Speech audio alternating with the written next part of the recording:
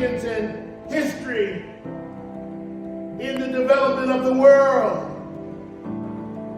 Help us make America, America. Be with us as we continue the struggle in Stockton, California. Keep our mothers, our sisters, and our brothers inspired. So when injustice comes, there'll be somebody who will stand, and keep on speaking truth to power. This is our prayer. This is your servant's prayer. Amen. Yesterday, I was able to share with you my story and how I've been inspired. And I also shared my word with you. My one word today, if you were tuned in, was what? Yeah, it was inspiration, inspire. If I had to sum it up and tell you what my word is, because I believe everyone has a word that either moves them to step into their purpose, or one word that they need to show up in their life so that they can get over any obstacles or any challenges. So my word is inspire, inspiration, and that's what I intend to do through every conversation. But today, I'd like to share another word with you. So the word is believe. I'm going to read to you what I posted about belief. So let's talk about, what does believe mean? So the dictionary definition is to accept something as true and feel sure of the truth. Isn't it interesting how you can receive countless confirmations and doubt still has a way of creeping in your energy? Believe in yourself. You have everything you need, gifts and talents to fulfill a greater purpose. So belief is so powerful and it's so important. Again, there are so many things that will distract you and try to keep you from believing in what's possible. All of those things that you may have dreamed of as a child, things that you've wanted to do with your life. I like to call that sidelines, going from the sidelines to the game. So many of us are standing on the sidelines watching others live their best life, as we call it, stepping into their purpose. Some people, their 9 to 5 is their purpose. They're doing what they feel that they were destined to do, why they are here on earth. I believe everyone has a purpose, but it's amazing how many people I ask, what's your purpose? And they say, I don't know. I don't know what my purpose is. There are some people who are grinding or working their 9 to 5 every day, just trying to get to retirement so that they could travel or just not work. But I believe that all of us have a purpose in our life. How you determine what that is, some people know it already. Some people, it goes back to their story. However, some of us are just sitting on the sidelines watching other people do what they do, wondering how we can get into the game. How can we go from the sidelines into our purpose? Well, one, you have to believe. You have to believe in what's in your heart. You have to know that this is something that you should be doing. So believe is very, very important when it comes to discovering your purpose and determining how you take that next step. So I want to leave you with my word of the day, which is believe. So don't be distracted by all of the naysayers or all of the things that will come up against you, all of the opposition. Believe that what was purposed for your life is going to come to pass. So let's make it happen. So make sure today you believe. Thank you again for tuning in. Have a great day, Stockton Black Family Day. David Burris here, and I am back to share with you the 12 attributes of a power couple. In our previous video, I shared with you the first 6. I'm going to recap those quickly and briefly, and then we'll dive into the latter 6. All right. So number 1, we talked 12 attributes of a power couple. Number 1 is you feel like your best self in the relationship. You feel like your best self in the relationship. Number 2, you slay your goals. You slay your goals, both individual and as a couple. Number 3, you focus on things that you love about your partner, as opposed to focusing on things that you don't love about your partner. Number 4, you prioritize each other daily. That's important. That's key. You prioritize each other daily. Number 5, you feel grateful for your partner. There's a sense of gratitude that you are experiencing and expressing your relationship towards your partner. Number 6, you support each other's individual pursuit. You support each other in their individual pursuit. So that is the first 6. I'm going to give you the last 6. And again, as before, I want you to, if you would, grab something to write with if you don't already have something. You want to take some notes, because I think these will strengthen you as you are in your current or future relationships. All right. So let's dive in. I'm going to give you number 7. Again, 12 attributes of a power couple. Number 7, you are mentally and physically healthy. You are mentally and physically healthy. A power couple is very mindful about their mental and physical health. That means that they take self-care very seriously. They take breaks. They go to therapy. They do work out. They spend time building together. So it's going to be important that you all keep your health in mind, not just physically, but mentally as well. And not just mentally, but physically also. All right. So power couples keep their health in mind. They're very mindful of their mental and physical health. Number 8, write it down. Your relationship is drama free. Now, listen, it is not problem free. It is drama free. There's a huge difference. All relationships, even the best of them, will experience problems. That's how we grow. That's how we mature. That's how we develop as people. So problems aren't a problem. Drama is. And so for these type of power couple relationships, they are drama free. They're not problem free. They're drama free, which means that we're both mature enough to handle disputes. We're mature enough to handle disagreements, and we're mature enough to keep outside influences from coming in, but we focus on each other. All right. So we are drama free. All right. Our relationship is drama free. Number 9, write it down. You speak each other's love language. That means that I've got to be a student of you and you've got to be a student of me. When you're in a relationship, we become students of each other so that we can speak one another's love language. Now, this is not just, this one is not just for romantic relationships, but this is in relationships as a whole. You want to be more mindful and more intentional about learning your friend, your brother, your sister, your partner's love language so that you can speak their love language, right? So that they can really articulate your actions and translate that to love. They understand where you're coming from. So you must learn to speak each other's love language, which means I've got to study you. I've got to ask questions. I've got to research who you are, because I want to be most effective when I communicate with you. And so I have to know, what is your love language? How do you like to be addressed? How do you like to be handled? How do you like to be spoken to? How do you like to be loved? All right. So I've got to speak your love language. You've got to speak mine. If we're going to be in a power couple relationship, guys, we have to speak one another's love languages. All right. The 10th attribute of a power couple is you are one another's best friend. You want to be one another's best friend. When you are in a power couple relationship, you want to be one another's best friend. I want to look to my partner to be my best friend. I want my partner to look to me to be their best friend. I want to be able I want you to be a source of counsel from one another. I want you to be a source of peace from one another. So best friends, that's just key.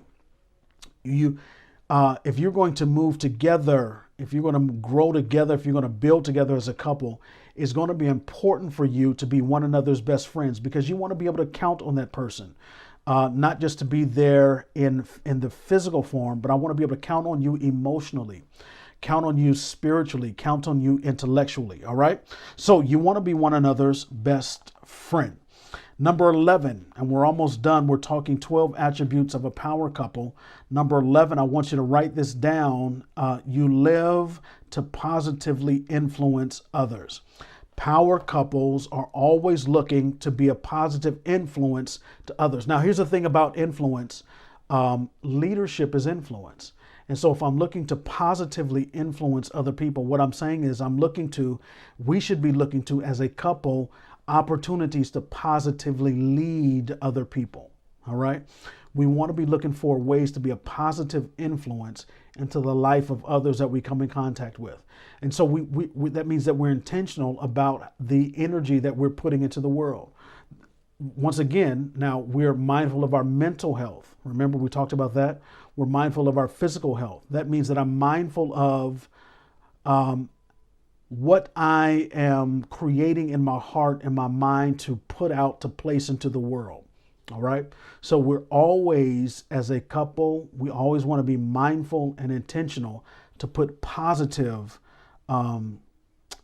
energy into the world. All right. So we live to positively influence others. And number 12, finally, you plan your spiritual and financial legacy. Power couples plan their spiritual and their financial legacy. What that means is spiritually, I want to know, where will I be once I die? Now, you may not subscribe to that, but most of us do. And so that means I've got to plan my spiritual legacy, but I also want to plan my financial legacy. So not only am I concerned about my soul, but I'm also concerned about my money. I'm also concerned about the generations that are to come. Am I leaving a financial legacy for them? Am I leaving an emotional and a spiritual legacy for them? So power couples are not just in the moment, but they're also thinking futuristically. All right. So let's recap. I just gave you 12 attributes of a power couple. I want to recap those again. We'll go numbers 1 through 12 all the way through. Again, if you haven't written these down, this is a perfect opportunity to grab something to write with and write these down. Number 1, you feel your best self in the relationship. You feel like your best self in the relationship. Number 2, you slay your goals. You slay your goals. Number 3, you focus on the things you love about your partner, not the things that you despise or hate or frustrate you, but your focus is on that which you love. All right. Number 4, you prioritize each other daily. That's going to be key. Number 5, you feel grateful for your partner. There's a sense of gratitude. Number 6, you support each other and in each other's individual goals and purposes. And so we push each other to our individual pursuits. Number 7, you are mentally and physically healthy. It's important for us to be mentally and physically healthy. Number 8, your relationship is drama-free, not problem-free, remember, but it is drama-free. Number 9, you speak each other's love language. Number 10, you're best friends. Number 11, you live to positively influence others. And number 12, you plan your spiritual legacy. Guys, I hope these 12 things were beneficial to you. I hope they were helpful to you. If you want to follow me, you can at www.thedavidburrisacademy.com or at David Burris Global on all platforms. You can also follow us, this movement, at hashtag BFDTV. It was a pleasure serving you, and I hope to see you guys soon. Take care.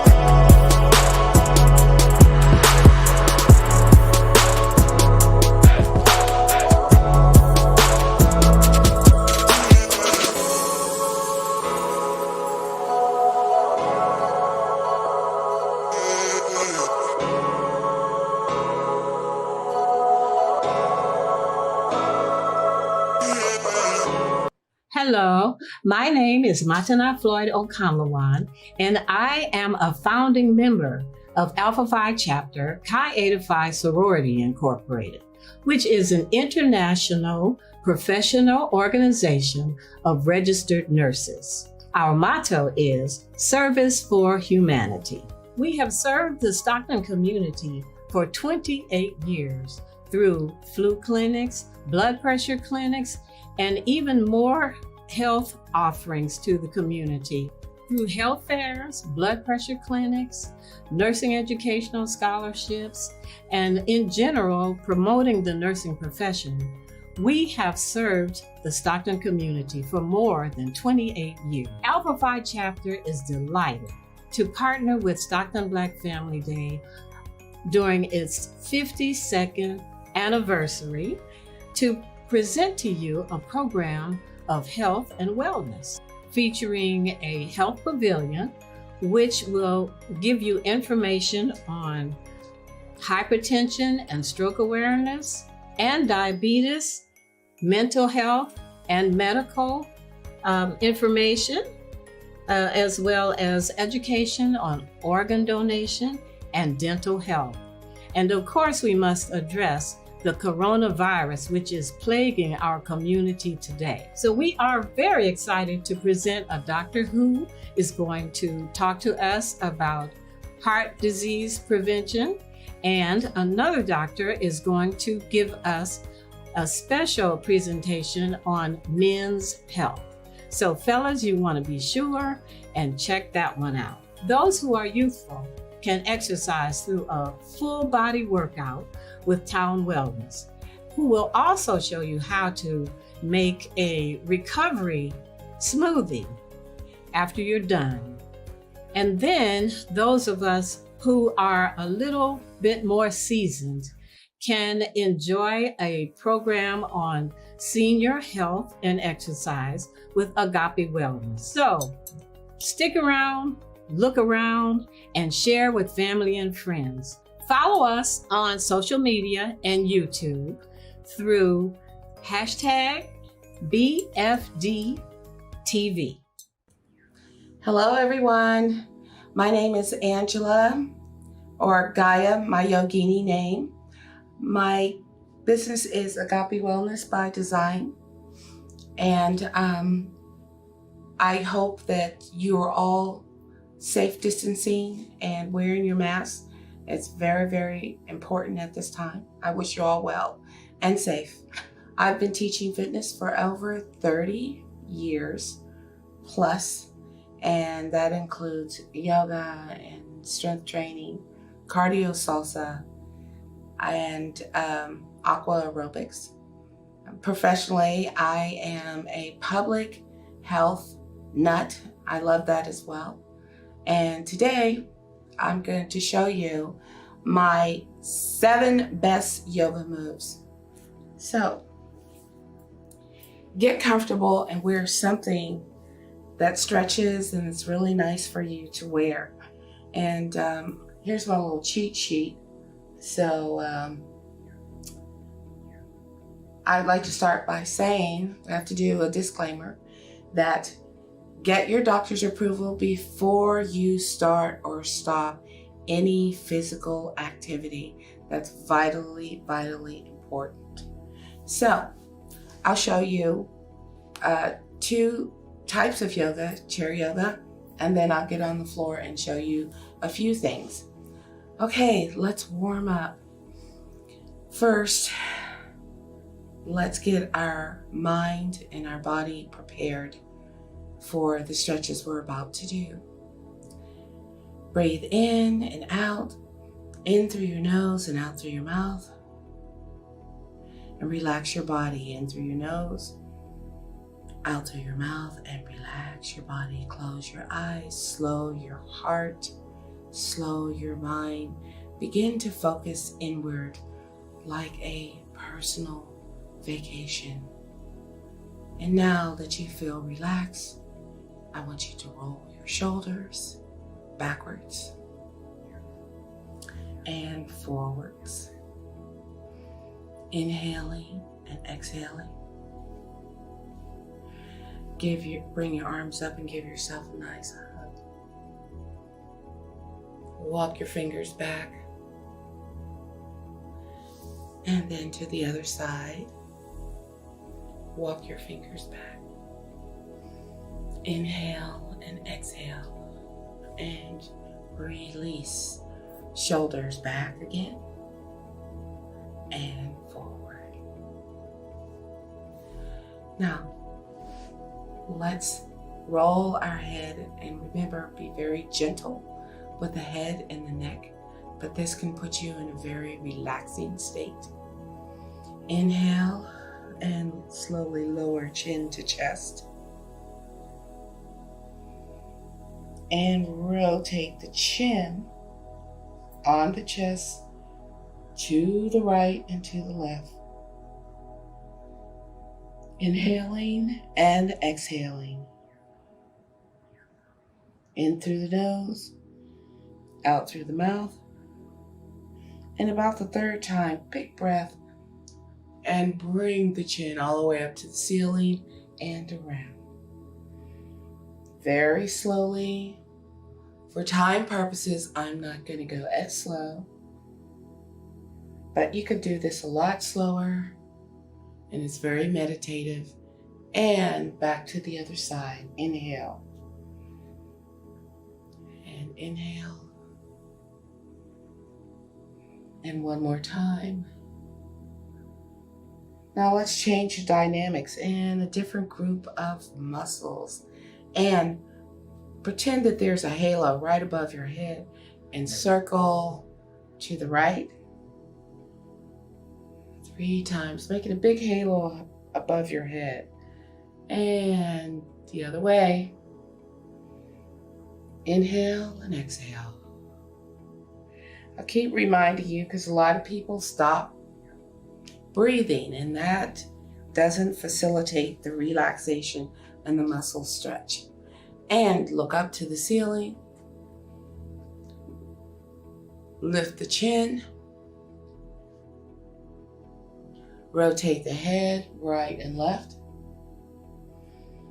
Inhale and exhale. And give a big sigh. Ah.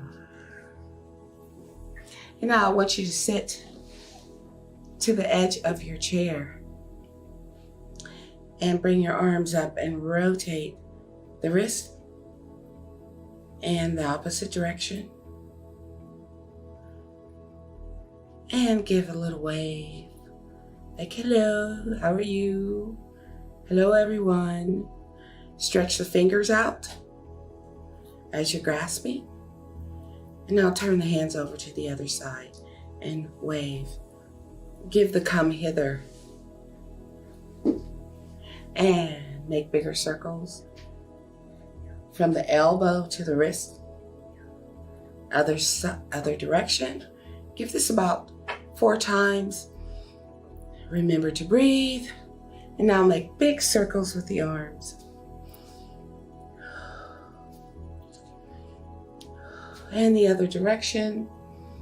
3 or 4 times. Last time. And now, using my cheat sheet here, let's do a face scrunch. Really tighten eyes, nose, and mouth. Like something's really sour. And release. Again. Take a deep breath in. Scrunch. And release. And now, let's do some side bends. Bring the arm up and over. You can place your left hand on the side. Deep breath. Inhale and exhale. And to the other side, big inhale in, and 3 breaths. Feel that good stretch in the side. Inhale and exhale.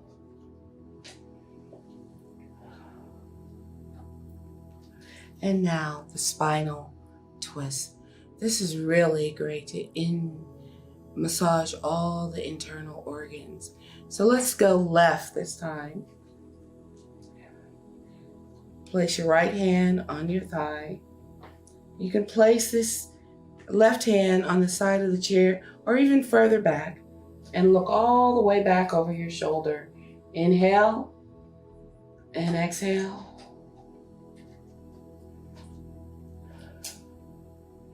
Oh, that feels so good. Innervating the brain, letting the electrical flow go through the spine up to the brain. And now we're going to go to the other side. Inhale and exhale.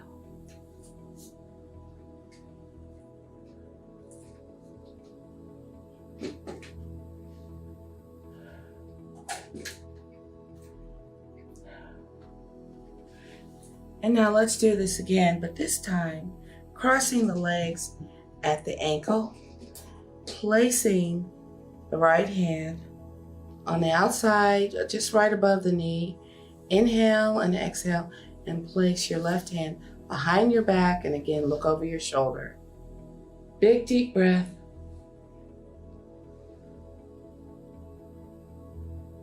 Three breaths. And now just glide to the other side.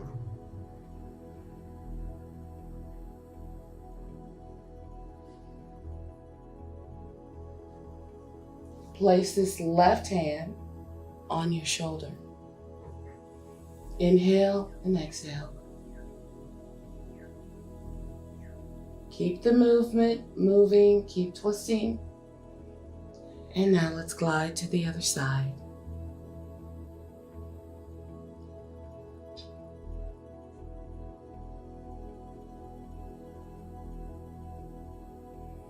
On the third breath, release.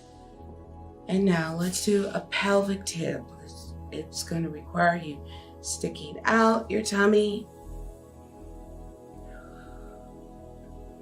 Inhale and exhale. You can close your eyes too if you'd like. Third breath, and tilt the pelvis the opposite direction. And you're just going to push out the small of your back, tilt your pelvis forward. Inhale and exhale. And again, forward. Let your backbone slip. Tilt your tummy forward. And let that backbone slip. Go backward. Inhale forward. You can feel you're getting looser.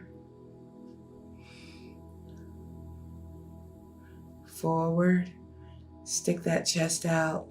Roll those shoulders back. Good stretch. And tilt back. Roll the shoulders forward. Make a large size C with the back. And inhale.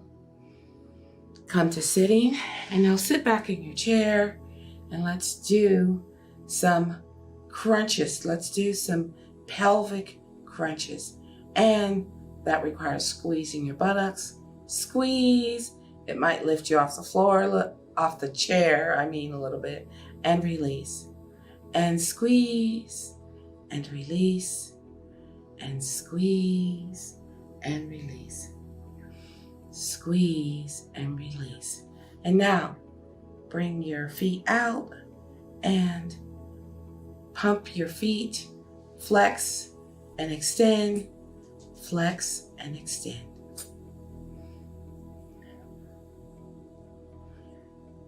Oh, that feels great. Now do that with your toes. And now with one foot, rotate the ankle to the right. And now to the left. Keep breathing. And now, pump the toe, place the ball of the foot on the floor, and pump the foot. Try to put the heel on the floor.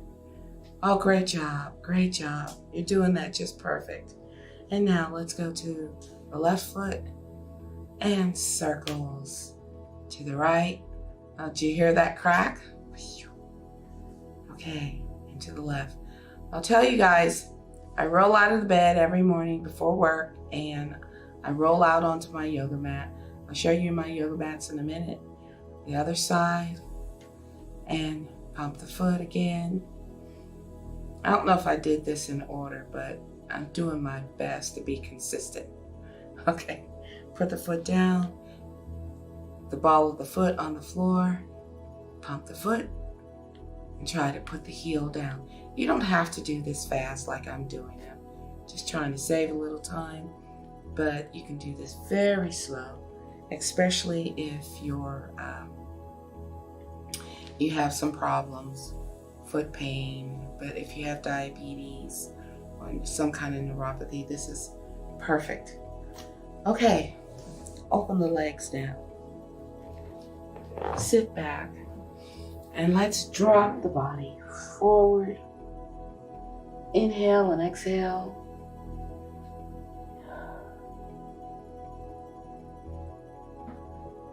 Now, keep breathing. I know this may be hard because you're cramped here, but this is very important to give your lungs great exercise.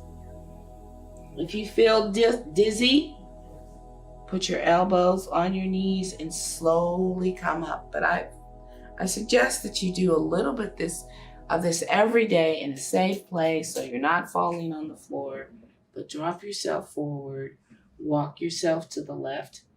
Inhale, challenge those lungs.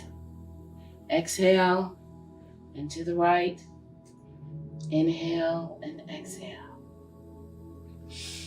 And now I'm going to go down onto my mat and I'm going to do a meditation for you. And it normally takes me about 15 minutes to go through this meditation. But for those of you who can't get down on the floor, stay in your comfy chair. But I really suggest that everyone should try to get down on the floor and back up again, because when you're older, you need your large muscles, these big femur muscles. You need all of your arm muscles to carry you. So, to be much stronger or as strong, or when you're young, everything's good. You've got everything going on. But you're going to need these muscles for the rest of your life. And so it's good that you keep them strong. If you can get down on the floor and get back up, that's a great sign of health. Inhale and exhale, cross the leg. Let's do another spinal twist. That just feels good. You cross the left leg over and then you twist to the right and twist to the left, and then cross the other leg over and do the same thing.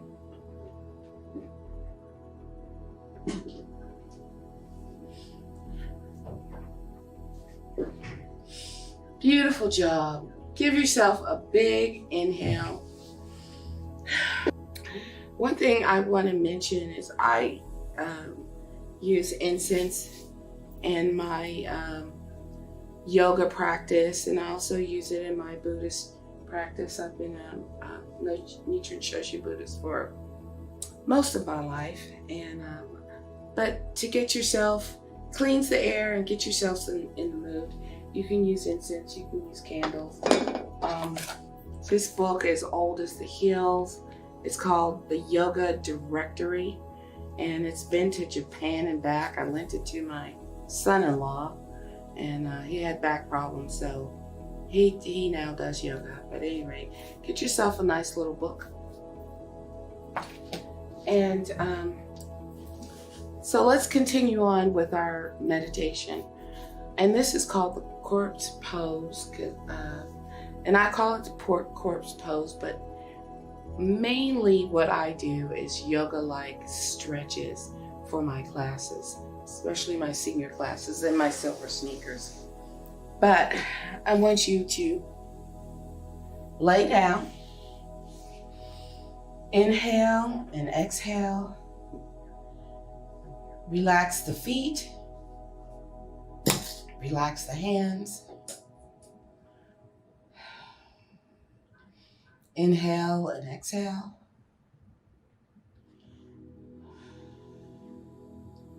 Relax the chin, relax the tummy.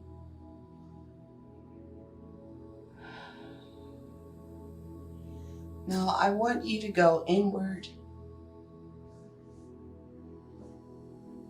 Move towards your heart. Release, relax, and let go. Inhaling and exhaling. And allowing every muscle in your body to completely relax. Do this for at least 10 minutes a day. It's good to stop moving, to be everything to everybody except for yourself. Yoga practice is like a great massage. It's like a chiropractic adjustment. It's like the reassurance of a loving hand. It's something that you do for yourself. So, before I conclude, I want to say again, and I'll say a couple more times, please see your doctor before you start or stop any body work, emotional work. And I'm going to show you my favorite nutraceuticals that I take. And before I do that, I'm going to talk to you about stretch, a few suggestions. Stretch before you go to sleep. Do these stretches when you get up in the morning. Drink plenty of water, plenty of green tea. Keep yourself hydrated. Supply your body with good nutrition. Try to stay away from all those carbs. Try to stay away from fast food as much as you can. I mean, none of us are saints. So once a week, it's okay, do your thing. But if you have some conditions where they tell you, please don't eat that, especially, with diabetes being a very high incident in the world today. Sometimes it's really hard to let go of that fork and that carbs, those carbohydrates, those high intensity foods that turn into sugar. You really can lead a much better and happier life being low carb. I've been low carb for years, and when I don't eat those carbs, I feel 18. When I eat those carbs, I feel 80. So, those were some of my recommendations. And so let's get on to the portion, and I'm gonna go through this really quickly. Disclaimer again.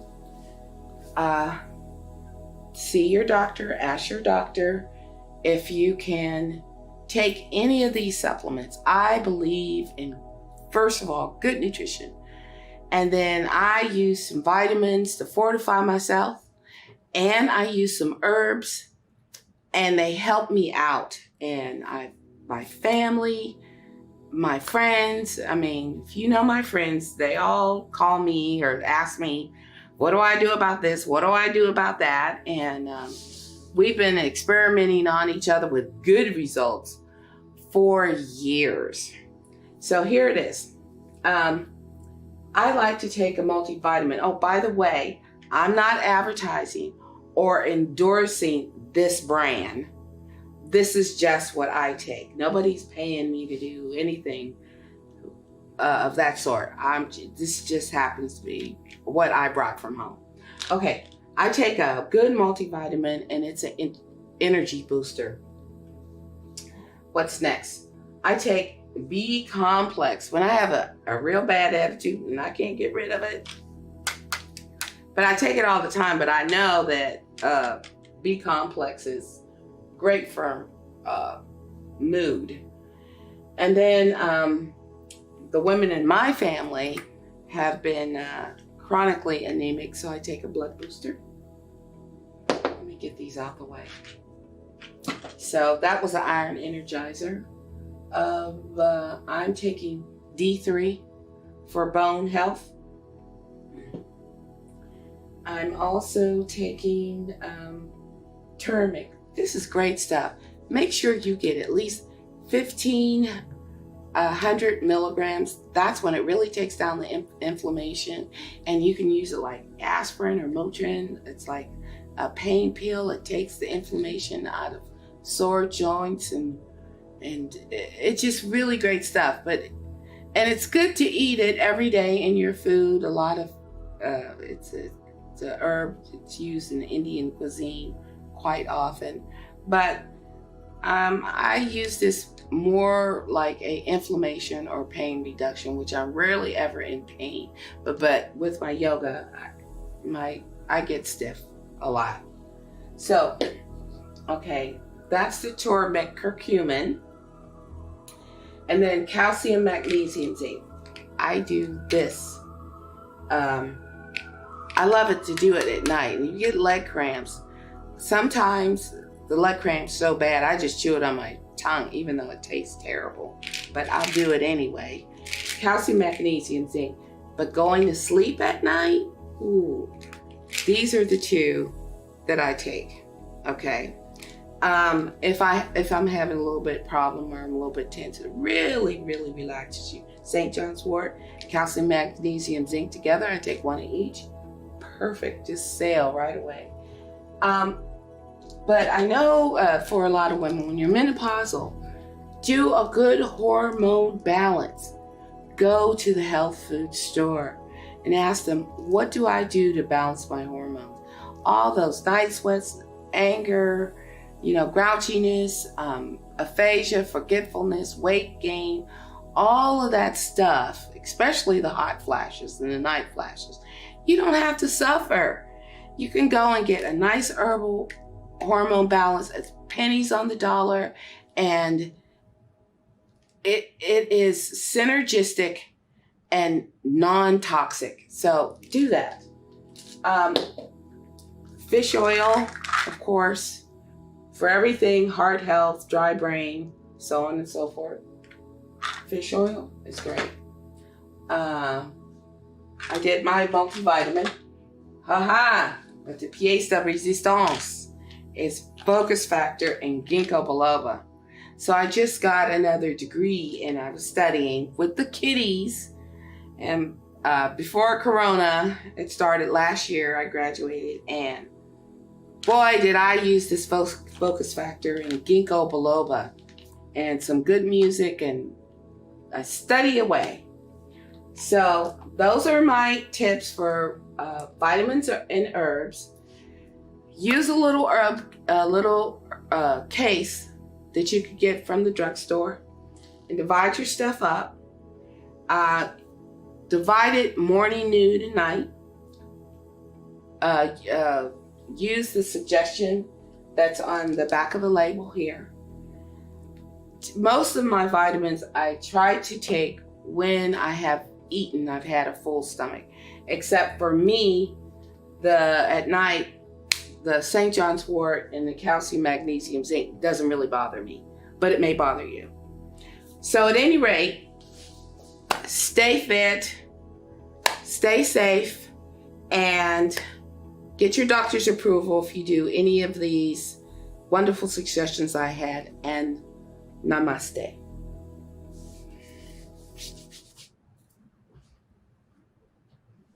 That was good. About 28 minutes. So, are you enjoying the virtual health pavilion here at Stockton Black Family Day? Follow us at #BFDTV. Good afternoon. I am Dr. John Olowoye. I'm a heart specialist here in Stockton. I've been in the community for about 30 years. I currently am part of the SOTA medical group, and I practice cardiology, interventional cardiology. Today, I'm glad to be here to celebrate with you and to congratulate you on the occasion of Black Family Day. I've been tasked with speaking about heart disease. It's a very huge topic, but we will pick out aspects of it to emphasize and talk about. Heart disease is particularly important in the Black community because we have a much higher incidence of it than other racial groups for various reasons. When we talk about heart disease, there are 4 or 5 main diseases that we talk about. The first one is coronary artery disease, which is an affliction of the little vessel channels that carry blood and nutrients to the muscle of the heart. The second group is stroke, which is describing the consequences of blockage or narrowing in the little vessels that carry blood and nutrients to the cells of the brain. The third is, it refers to aneurysms, which are weaknesses in the walls of large and medium-sized arteries, resulting in weakening of the wall, often in rupture and the demise of the patient. And also, especially in African Americans, there is the problem of narrowing and blockage in the arteries to the lower extremities and feet, which, if not dealt with promptly, often lead to amputations. There are 2 other categories that are often included under heart disease by their sheer effect on this set of conditions. One is hypertension, which is a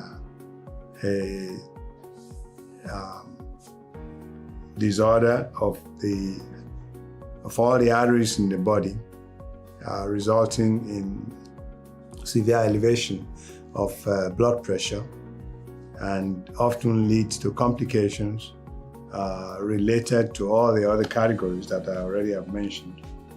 Then there's diabetes mellitus, which by itself is not a heart disease, but because of its severe effect on the other conditions is often described in the setting of heart disease. Diabetes has been talked about separately by one of my colleagues and will not be dealt with in any depth here, other than to say that it's deadly in terms of causing heart disease. Next, we are going to talk about the recognition of these conditions that I talked about. The first one is hypertension, because it's basically the most deadly in the African American community. Unfortunately, it does not cause symptoms until towards the end of the illness, which makes it a very deadly disease. It's often described as a silent killer for this reason, because it doesn't cause pain and it doesn't make itself known to the sufferers in any of the ways that we are familiar with. We know, however, that this condition is highly prevalent in the Black community, more so in Black men than women. Up to the age of 19, the prevalence of hypertension is about 9%, which in itself is extremely high. And that prevalence rises with age to the point that by the age of 70, 3/4 of the community will have hypertension. So the detection of hypertension should be tailored on its prevalence, which, as I've outlined, is very high. If you are waiting for symptoms, the outcome will be very devastating. We should all check ourselves, starting from our teenage years, and especially when we are above 50 and 60, for hypertension. It's very easy to do. It's either you use a nurse friend or buy a blood pressure machine, which costs $45, and make sure that every family has one, and check your blood pressure from time to time. If at any point the top number rises to 140 or the bottom number rises to 85, then you need to proceed to see your family physician and let them know that you have high blood pressure. So that's high blood pressure. It's the most serious, it's the most hidden, and it's the most dangerous because it doesn't cause symptoms. Then there is coronary artery disease. The main symptoms is discomfort, usually in the chest, but the discomfort can be anywhere from the jaws down to the belly button. So if you are having pain in this region, you should consider the possibility that you have coronary artery disease. Coronary artery disease is a disease of older people, and if you are younger than 50, you can worry less about it. But if you are 50 or older and you're having any discomfort in this area, you need to request from your family physician to be checked for coronary disease. The other manifestation is that of difficulty breathing. Also, getting tired easily, being able to not cope with things that you are able to do easily before. Other manifestations include fluttering and funny sensations in the chest. So again, remember, any form of discomfort between the jaw and the belly button should make you think of heart disease. Difficulty breathing, tiredness, and palpitations are all potential manifestations. Third is the problem of stroke. It's a very serious disease. We are all familiar with the advanced form of stroke, in which one half of the body is completely paralyzed. But we want to detect the problem before we get to this advanced stage.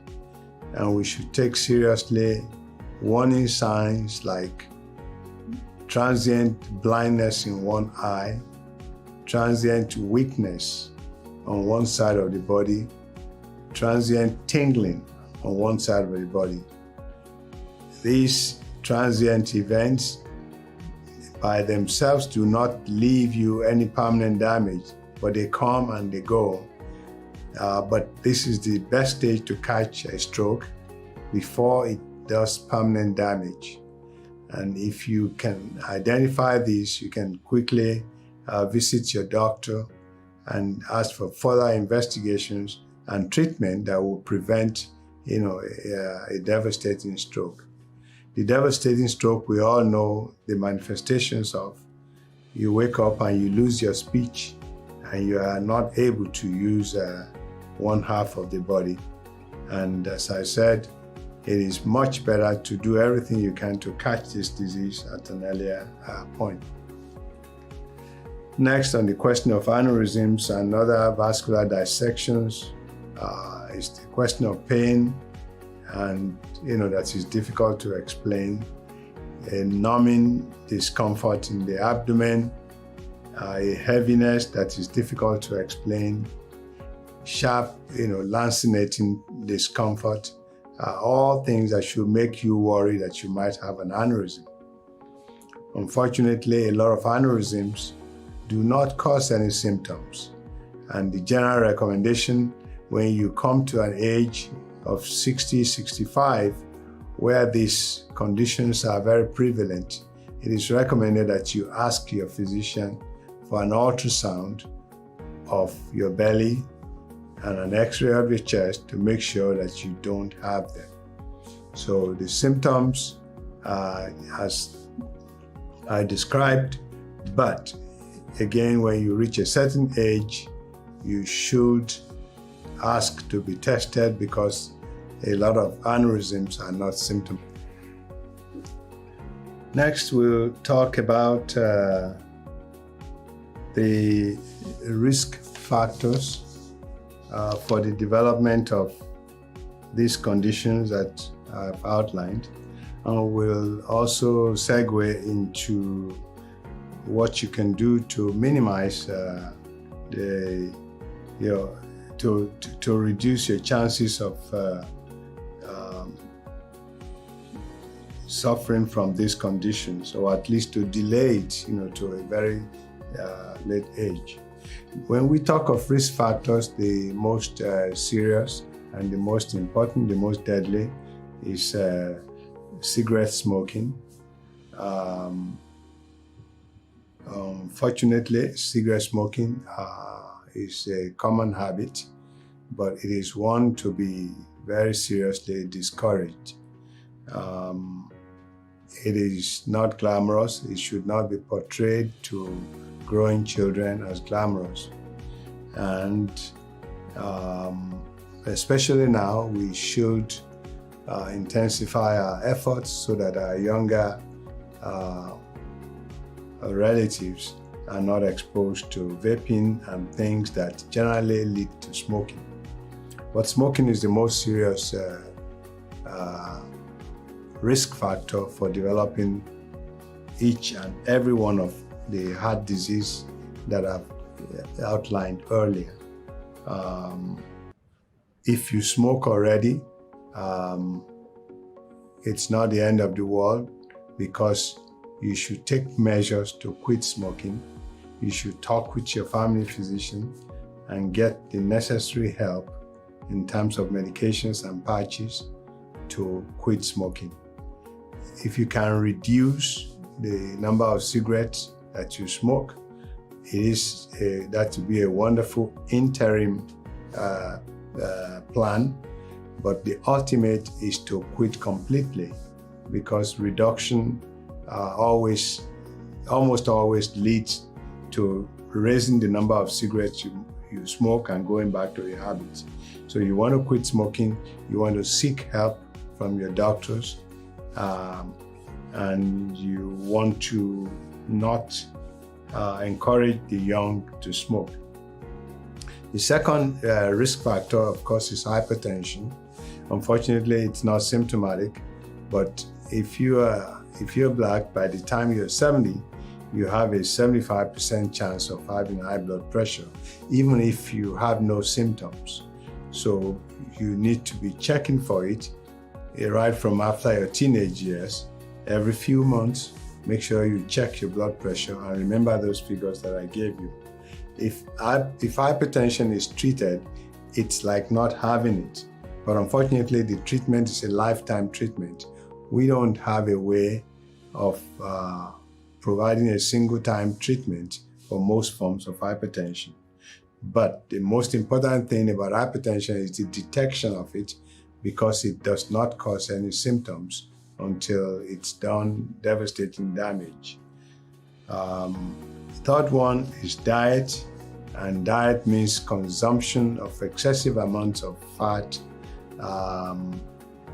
You can help yourself, especially if you're growing up. You can Google low-fat diet.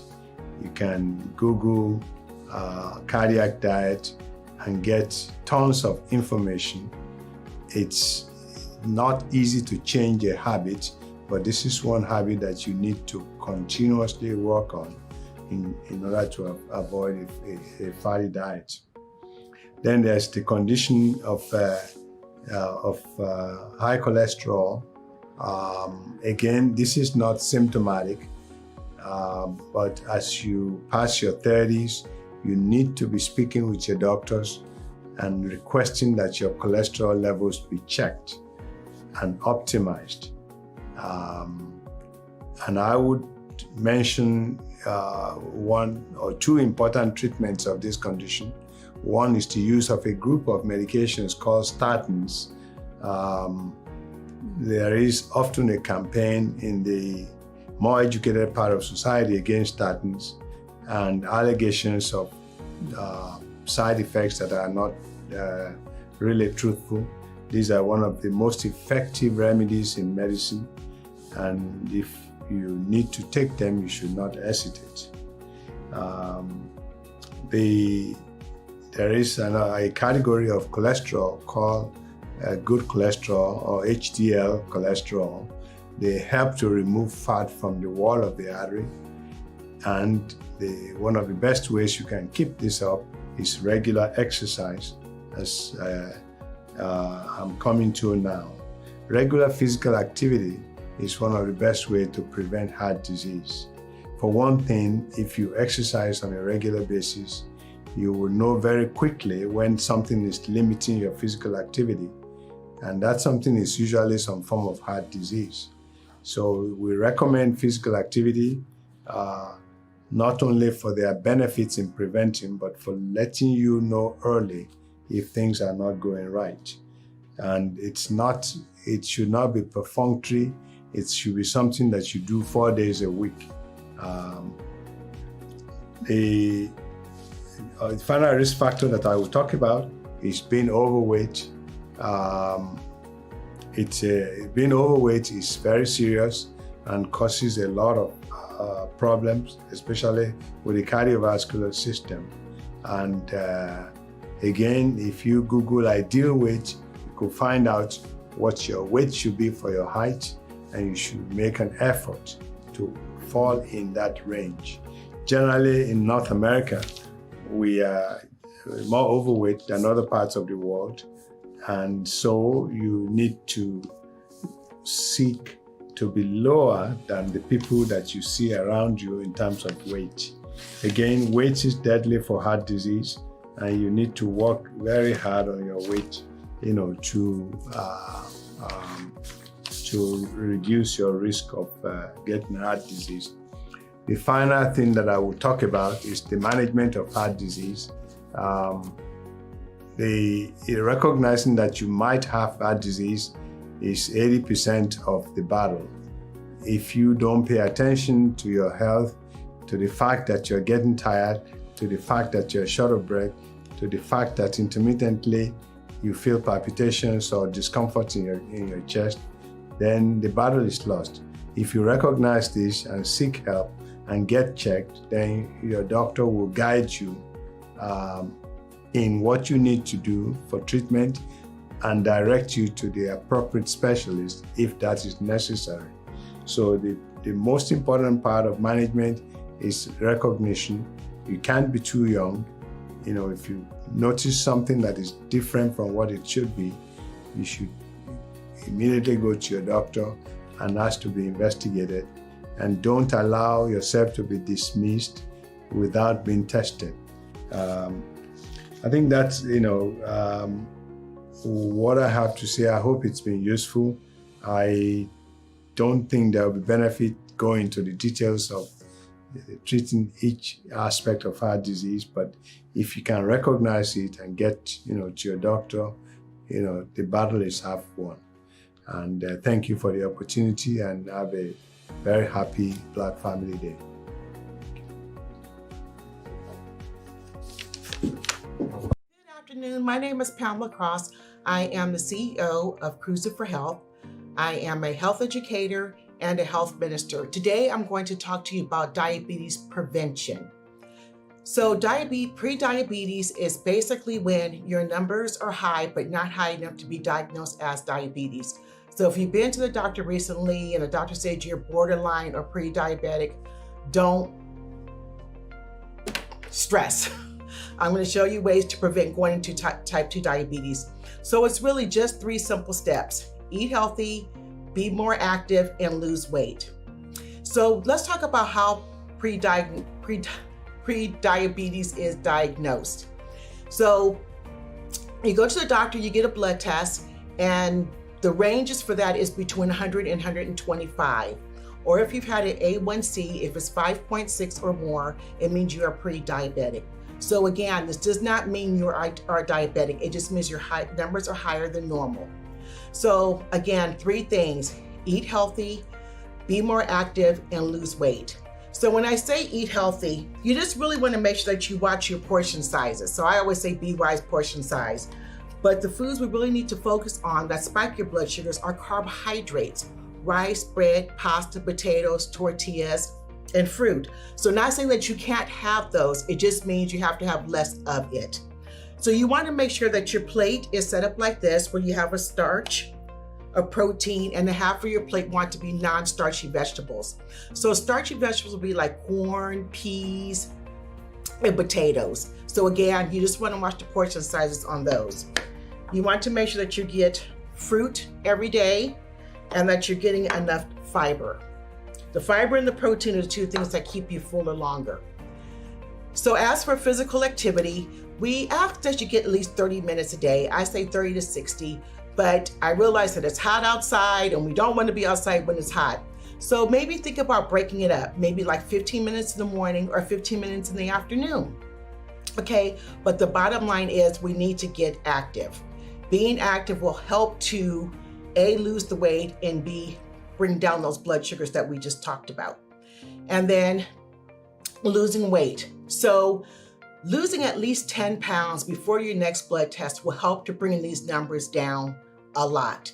So those are 3 things you really want to try to focus on every day. And again, you want to try to make sure that you're eating 3 meals a day. I know people have a tendency to skip breakfast, but you need breakfast. What skipping breakfast does is set your body up to be hungry all the rest of the day. So I'm not saying you have to get a great big breakfast or go to fast food and get anything. You can start with like 2 slices of whole wheat toast, okay? Because again, we want to make sure we're getting our fiber, our grains, and some protein. So a little bit of peanut butter, an egg, or cottage cheese. Again, that's perfect. That's a good breakfast right there. Or if you want to have, pancakes or anything, try to make sure they're about this size right here. And again, be mindful of what you're putting on there. You can try maybe putting some fresh fruit, or if you want to use syrup, just a little tiny bit. So if you have any other further questions or you want any more information on pre-diabetes, I always encourage people to take the quiz. If you've not been to the doctor, if you have a family history of diabetes, go to the Center for Disease Control, and they have an excellent quiz right there where you can take it. It comes back, it tells you what you need to work on. But in the meantime, I know right now everybody has kind of gone overboard a little bit on the portions, and especially since COVID. But now is a good time to try to stop, reverse, and start again. Again, having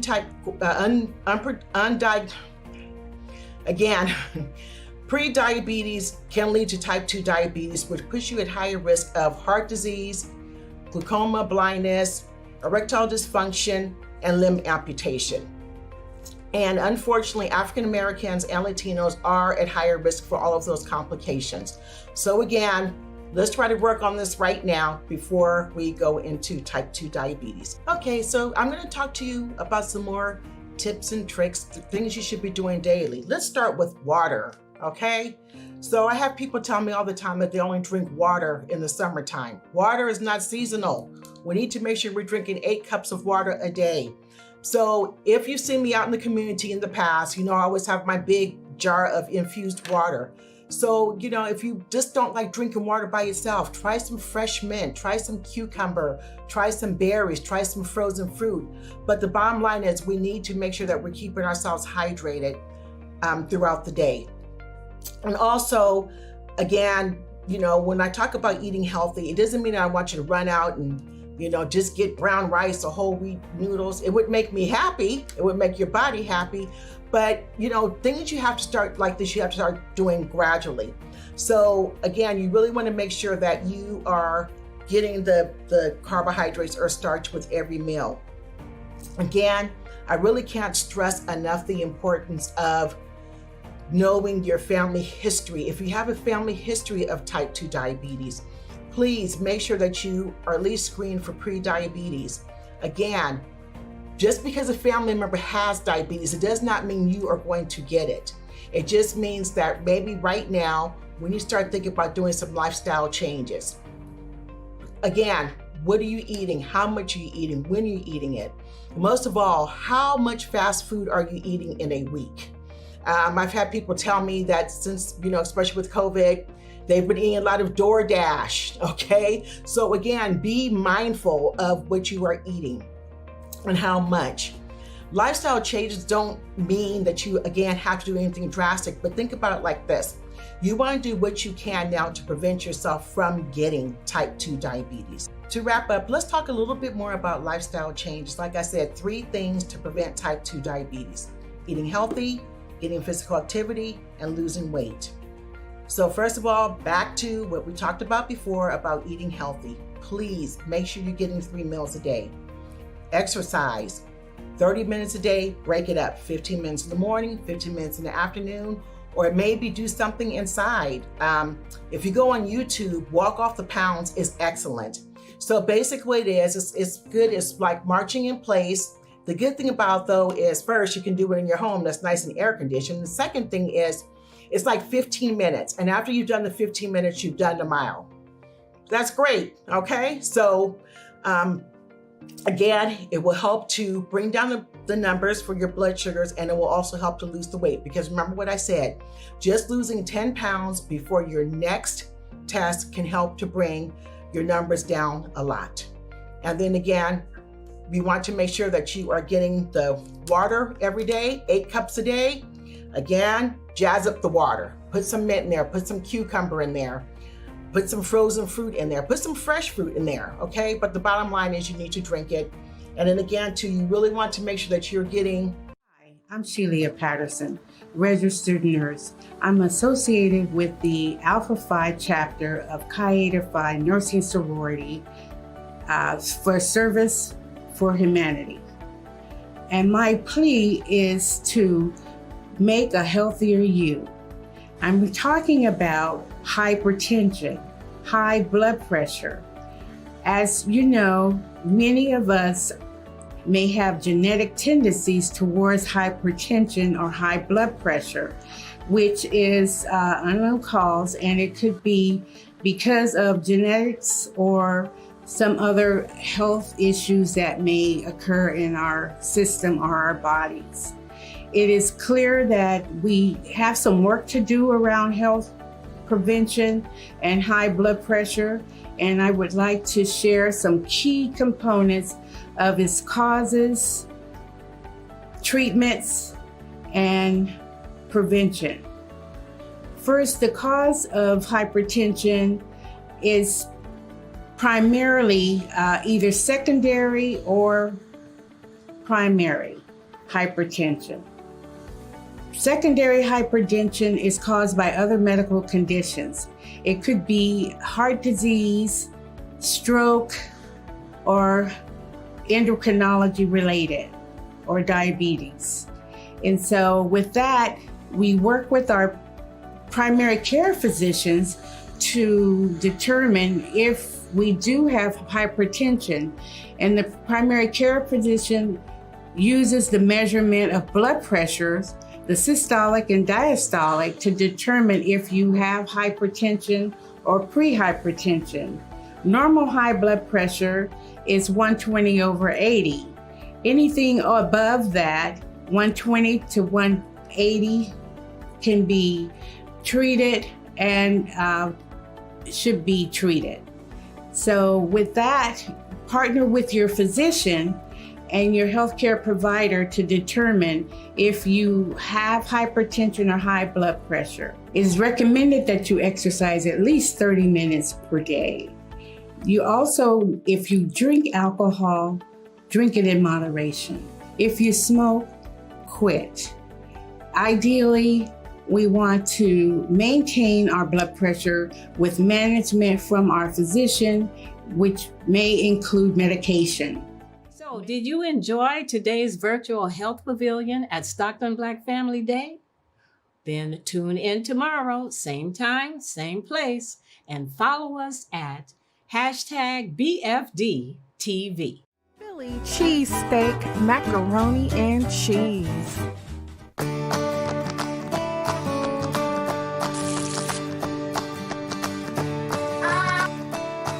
The San Francisco Bay Area.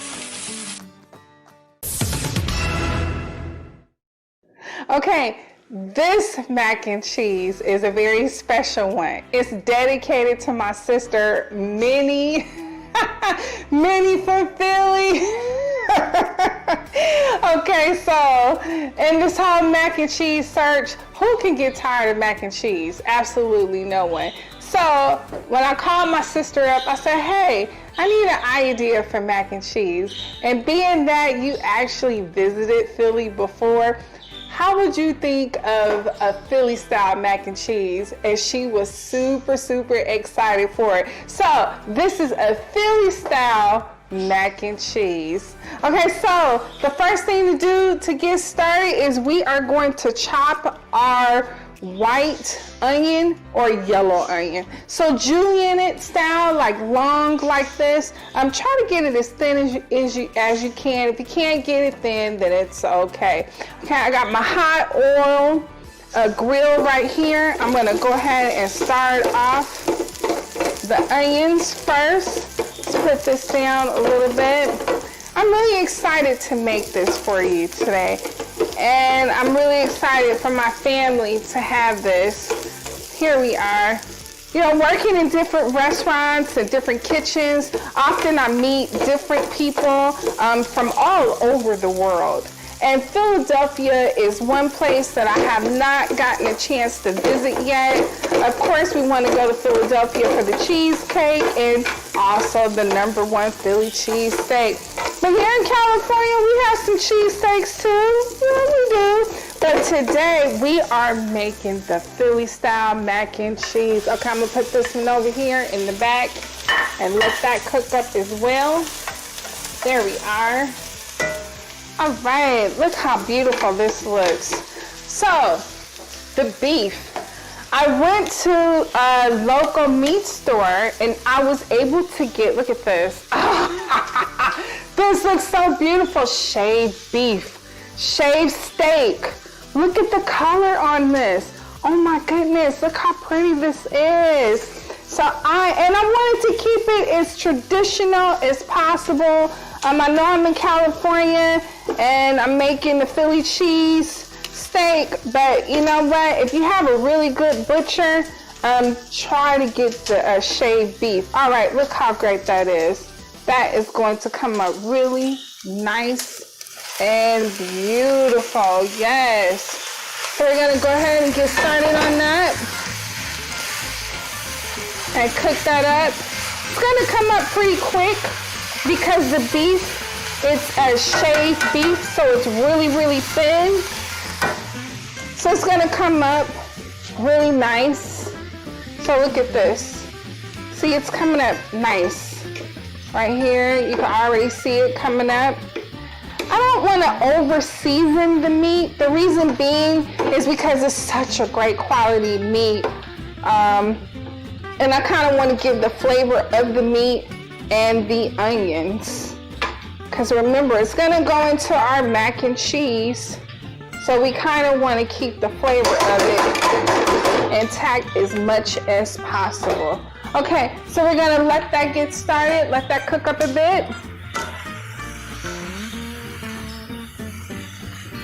And while we're letting this cook, we are going to turn our attention to the macaroni and cheese. All right, so traditionally, I am going to leave it with the elbow noodle. I have a big elbow noodle because we are incorporating with the onions and the meat. So I wanted everything to kind of like ooey gooey go together and kind of like mashed together like that. If I did it with the smaller one, the noodle would kind of disappear a little bit, and I didn't want to do that. Okay, so mac and cheese.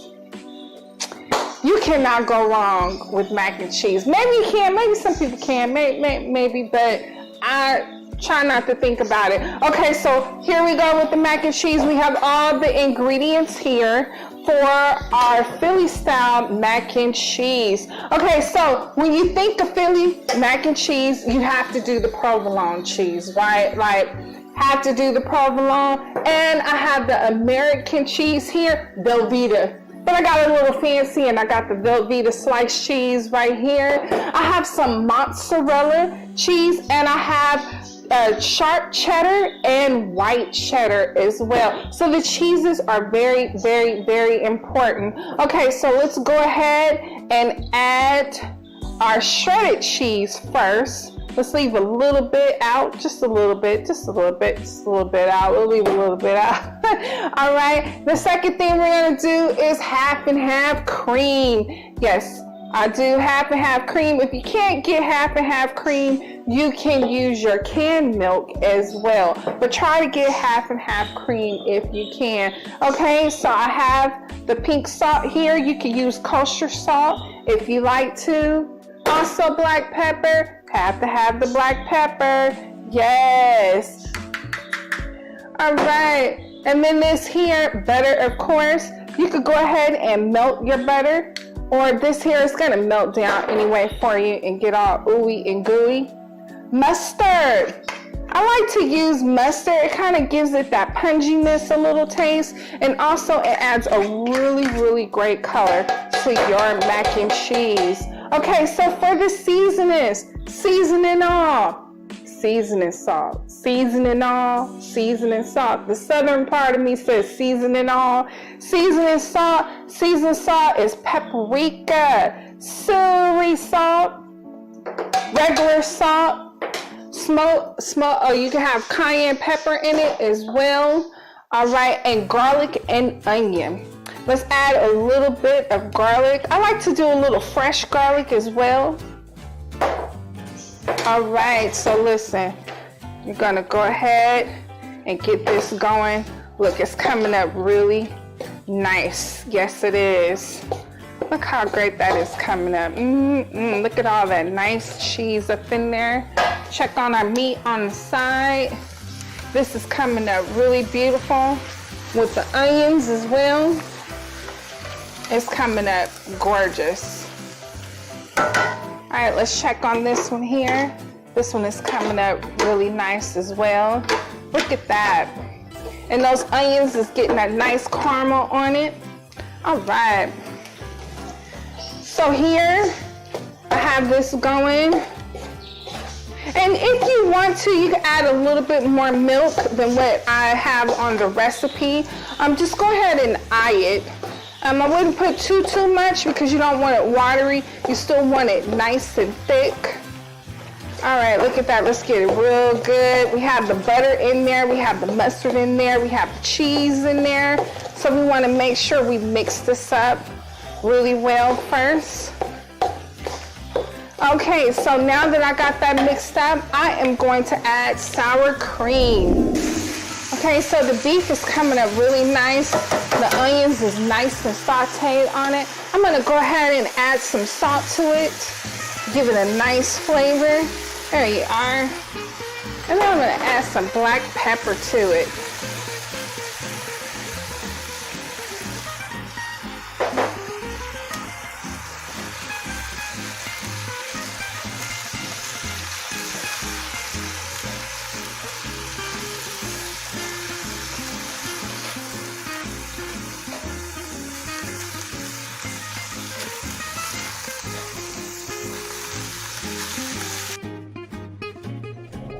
Okay, now that we have our steak and onions cooled down just a little bit, now let's go ahead and finish the mac and cheese. Okay, so I have all the ingredients before, and we want to go ahead and mix that really, really well. Be careful not to smash your pasta. I like to do it a little bit al dente. That way when it cooks, it could kind of finish cooking along with it. Let's do the eggs. And the reason why we want to do the eggs is because we want to make sure that our mac and cheese actually sticks together. All right, so I'm going to add 2 eggs because I'm making a really big mac and cheese. On top of the egg, let's go ahead and get in a little bit more salt. because it tends to take up a little bit more flavor, needs a little bit more flavor. All right, so we have our egg in there. Look how good that is. That is really, really coming together. Look. Okay, so the final thing I like to add to the mac and cheese, you might be like, oh, that doesn't go in mac and cheese, but trust me, it adds a wonderful array of all kinds of creaminess. And that's a little bit of sour cream. I think that was a lot of sour cream, but that's okay though. Look at that nice creamy texture. Oh, look at that. Look at that. All right, and remember I used the large elbow noodle. I didn't use the smaller one. So we got the large elbow noodle going on. Okay, look how good that is. I think we're ready to assemble it. Have the olive oil on our Pyrex right here. Let's go ahead and get that in there. And then we have our paper towel, our clean paper towel. Look at this. That looks good. All right. And something that I like to do, you don't have to, but panko breadcrumbs with Italian seasoning. I'm gonna get a little bit at the bottom just to give it that crust. Now remember, this is mac and cheese, so it doesn't have the bread, but the panko, it's going to give it a wonderful little crunchy crunch at the end. Okay, so this is how we are going to assimilate it. We are going to put our mac and cheese at the bottom. Let's see if we could get a couple layers in. This is a really big Pyrex. All right, look at all that cheese that's in there. Oh, and it smells so good. Okay, so let's put a layer here. I think we probably could get about 2 layers. See if we could do 2 or 3. All right, let's go ahead and get our seasoned shaved beef with sauteed onions. Look how good that is. Oh my God, it smells so good. It smells so good, it smells so good. All right, let's get a little bit here. Let's try to leave a little bit more so we could get some of those layers going. But we want to make sure that every bite you take, you get some of that seasoned shaved beef with the sauteed onions and provolone cheese. Some Philly cheesesteak, provolone cheese. Let's do it. Let's get that stacked up in here. And when it all melts down, it's gonna be delicious. All right, and don't forget your Velveeta sliced cheese. I got the Velveeta sliced cheese. You can do the American cheese. If you can't find Velveeta sliced cheese, then you can get the American processed cheese. That works just as well. But I'm used to Velveeta cheese. Grew up eating Velveeta cheese. Who didn't grow up eating Velveeta cheese? This is a nice treat. Okay, let's get the last one here, and then let's go back for another layer of the macaroni. And let's get a nice another layer like this here. This is going to be really decorative, okay? Minnie, my sister, I hope you're watching this. She's gonna be like, FedEx me a plate, sister. FedEx me some mac and cheese.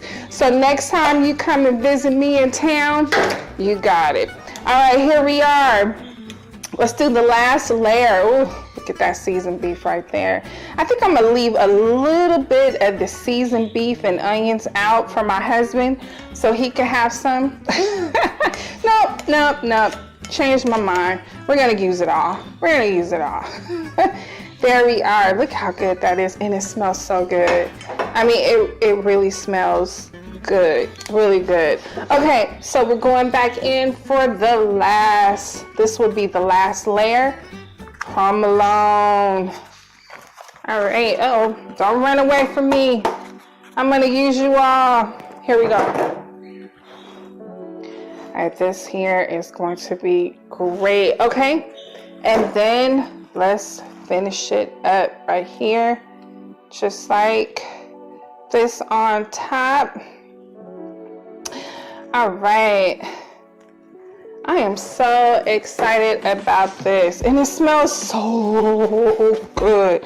I can't wait to get this in the oven. All the cheese is gonna be bubbling up on top of it. Okay, so we have enough here. Yeah, for our final. Oh, we made enough. We made it. Yes.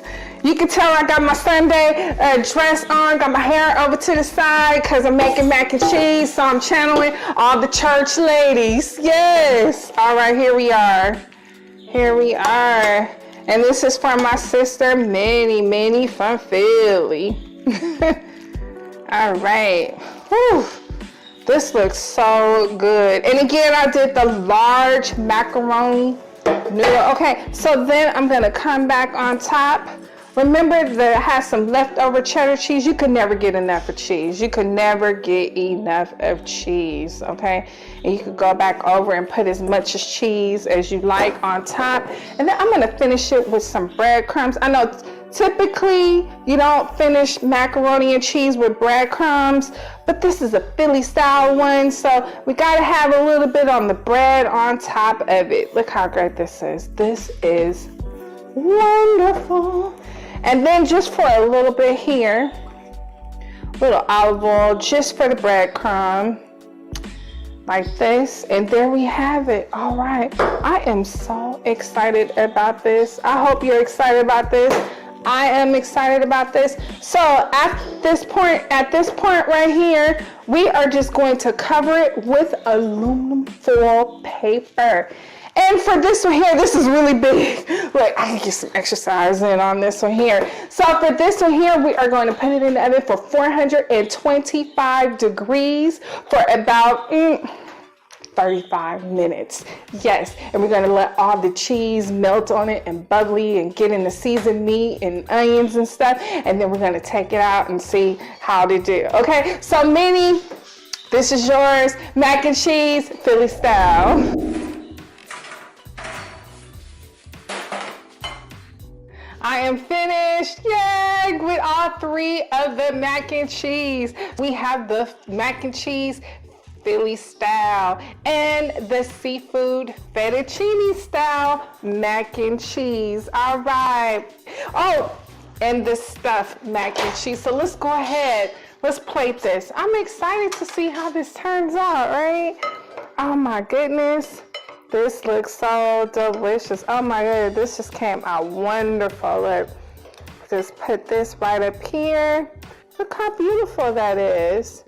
Came out really nice and decorative, and it smells delicious. All right, oh, that cheese. It's that nice cheese flavor, just like that. That is gorgeous, yes. All right, let me clean up this little area right here. Remember, presentation is everything. So for the stuffed lobster mac and cheese, I have a scallop. I'll put the scallop right up here on top. It's beautiful lemon scallops that I made. And I have some lobster meat, and just set that right over just like that as well. You have another one here. And just make it very decorative. Oh, and then I have my beurre blanc sauce that I made earlier. Go ahead, so you can see that. Let's put that right on top. Look at that. That is going to be good. Okay, Mommy and my sister, Monica. Let's put a little bit of lemon on the sides so you can see that it has lemon in it. And if you want a little more acidity, you can add the lemon to it.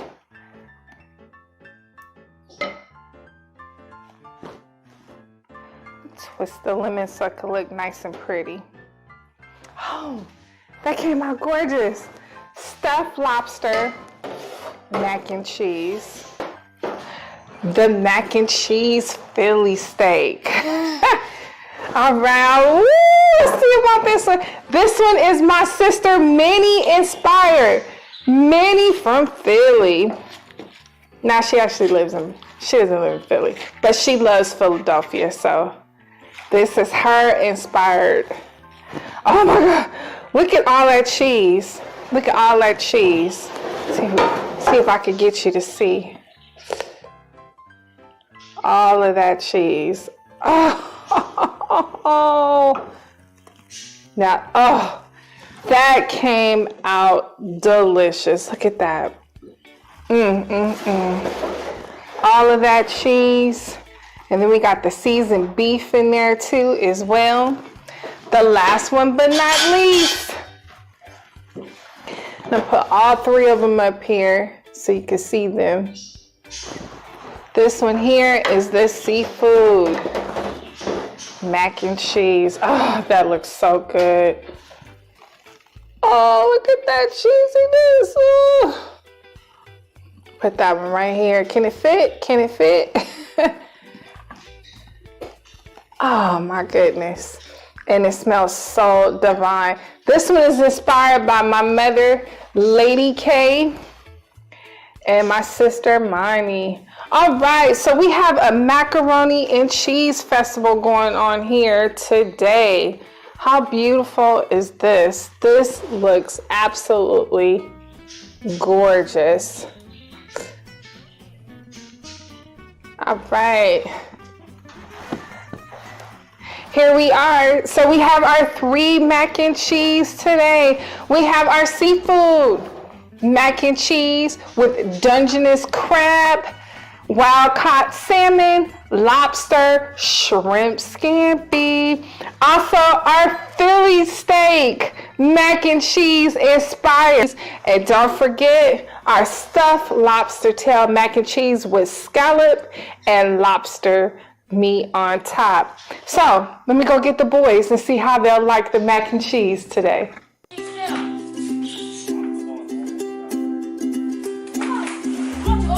it's time for dinner. Come on, wash your hands.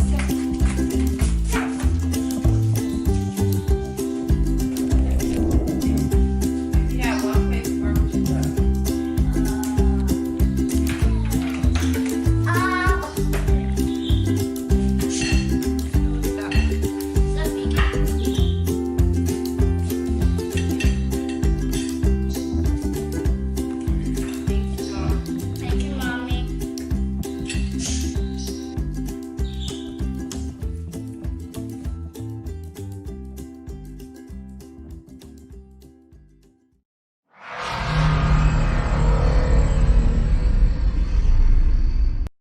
Evan Wade. I am a professor of history and social justice studies at San Joaquin Delta College here in Stockton, California.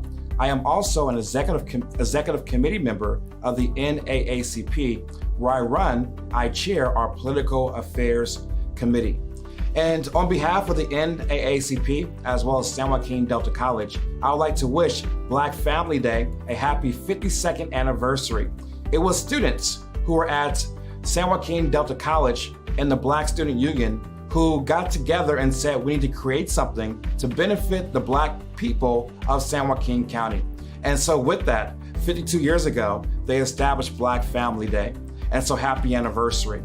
On behalf of the NAACP, I would like to encourage everyone to get out there and to vote. According to Reverend Nelson Rivers, the right to vote is precious, it is powerful, and it is personal. It is precious because people literally died so that we have the right to vote. It is folks who look like us, folks who are Black, folks who are from the motherland, who literally fought and died, sacrificed themselves so that we have the right to vote.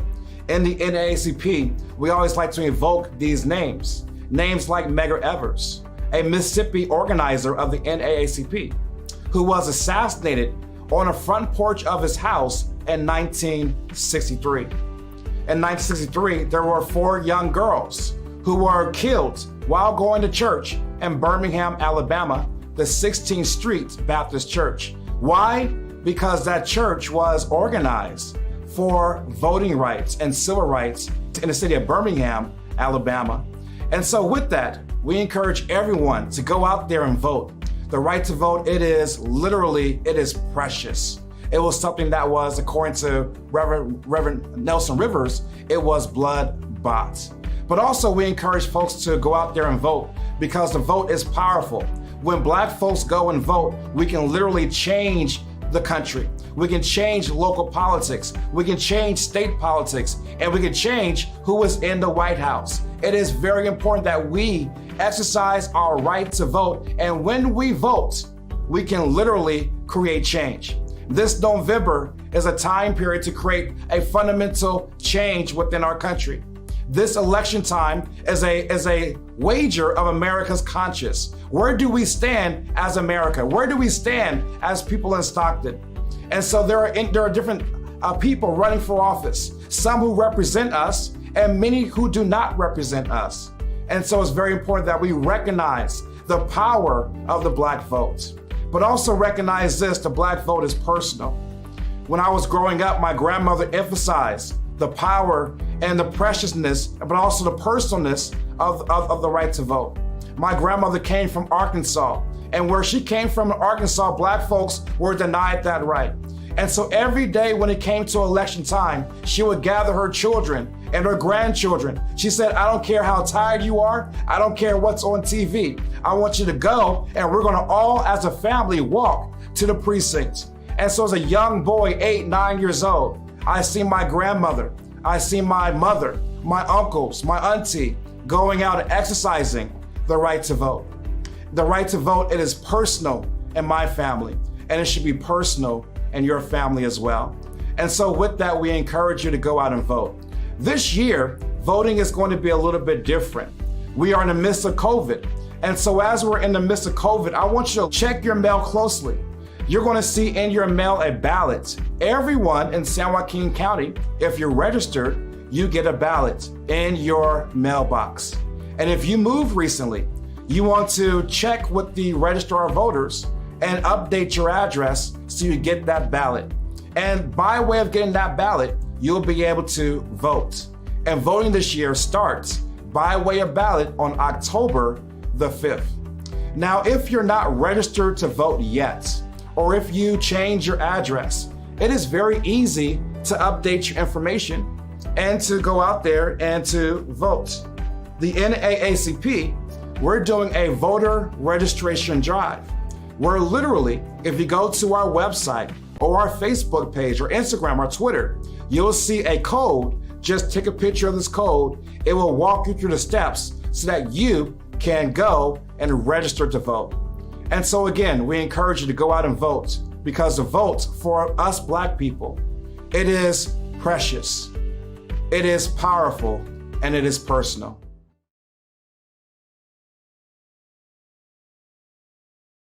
Hello everyone, my name is Angela McGee and I am the Parent Coaching Program Manager here at the Child Abuse Prevention Council. First off, I would like to thank the organizers of Stockton Black Family Day for allowing us this platform to share about the amazing services we offer here at the CAPC. It's no secret that due to COVID-19, all of us have been impacted in one way or another, but you should know that has not slowed the CAPC down with helping out our community's most vulnerable with quality, outcome-driven programs. In our Family Services Department, we offer a Parent Cafe program that offers support to families who just need an outlet to talk to other parents and find out just what they're going through and know that they're not alone. This program is a support group, and again, it just allows people to come together, talk about stress, talk about their children, and how to get to that next step together. We also offer some case management programs. I oversee another program called Home Visitation Initiative. Great program. What we do in that program is work with parents who have kiddos 0 to 3. This program is good because a family advocate calls weekly to do follow-up phone visits according to a lesson plan. So if you need help with your child's overall development, let's say in language, cognitive, a great program for you. We also have a new program called JourneyWorks. It's a little bit more parent-focused in that it helps mothers and dads who are CalWORKs, Welfare to Work recipients, and may have a substance use or a mental health challenge. As you can imagine, a lot of people are facing hard times. So another great program if you have a small child 0 to 5 and just need to establish some goals. Maybe you need help in those goals. Have you heard of CASA, Court Appointed Special Advocates? and another amazing program working with foster youth. So if you find yourself very compassionate and that's your niche, please do not hesitate to sign up for one of our trainings. We would like to see more people represented in that program. Diversity is big here at the CAPC. We offer services to everyone, no matter the background. So please, if any of those programs stand out, we want to work with you. We're actively enrolling kiddos right now. So if you're a parent and you need a great preschool or a child care site, please do not hesitate to look us up. We offer different locations throughout San Joaquin County that can be very beneficial for you. We also have an amazing clinical department. We offer counseling services for youth 0 to 18. If you are a youth yourself, we have a great TAY program. If you fall into the age of 16 to 25 and you need help just guiding through life, learning about the world, maybe you need to get back into school, job readiness, that can be a great program for you as well.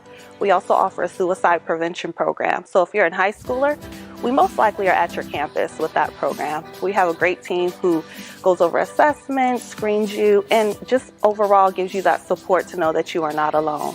CAPC is also a trauma-informed agency. We make it our mission to support families in our community and protect children.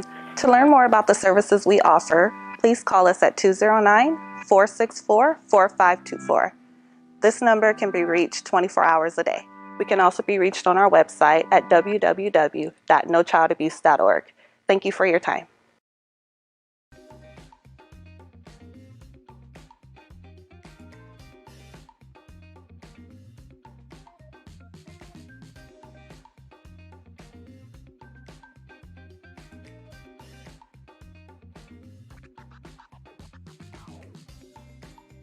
Jenny Wilbon came to California in 1953.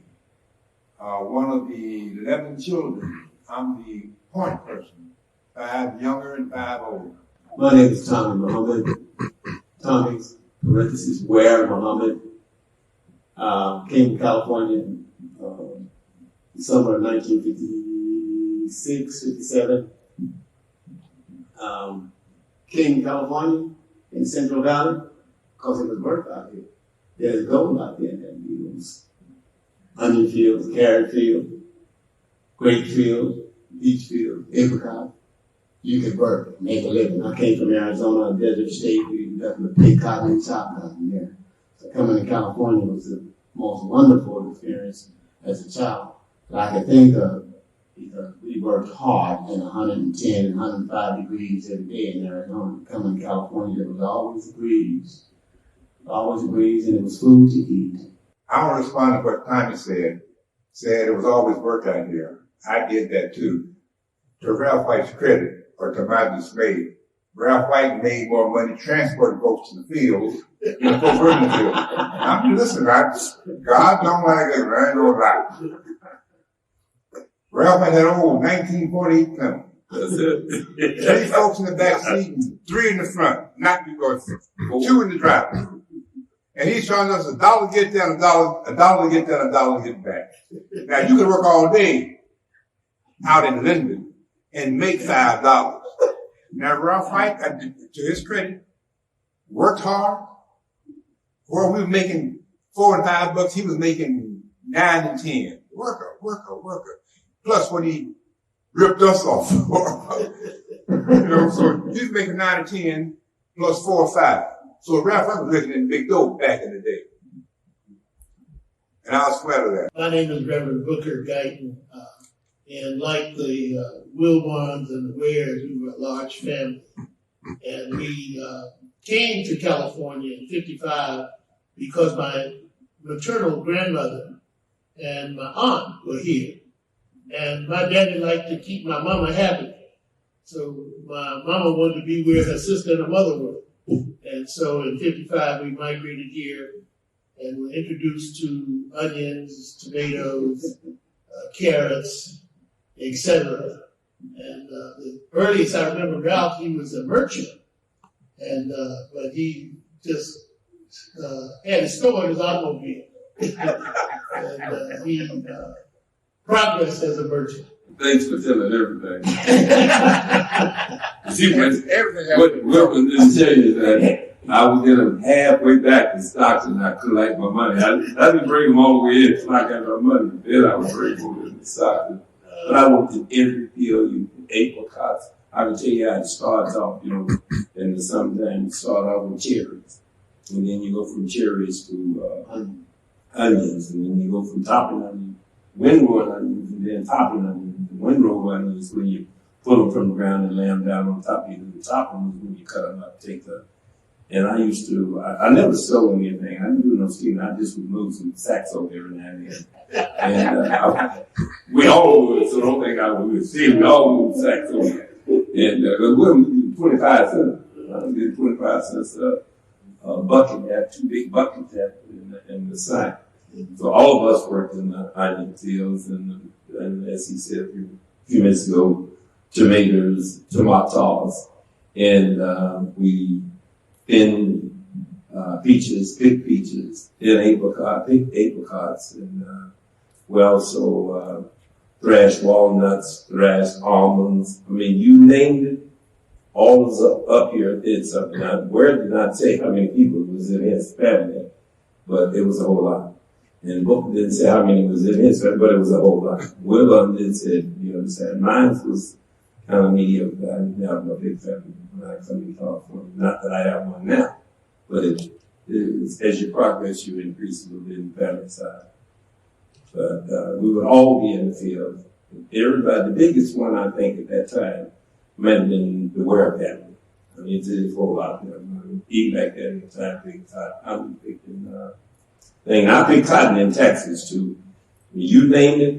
I picked cotton from 13. I was 13 when I started picking cotton.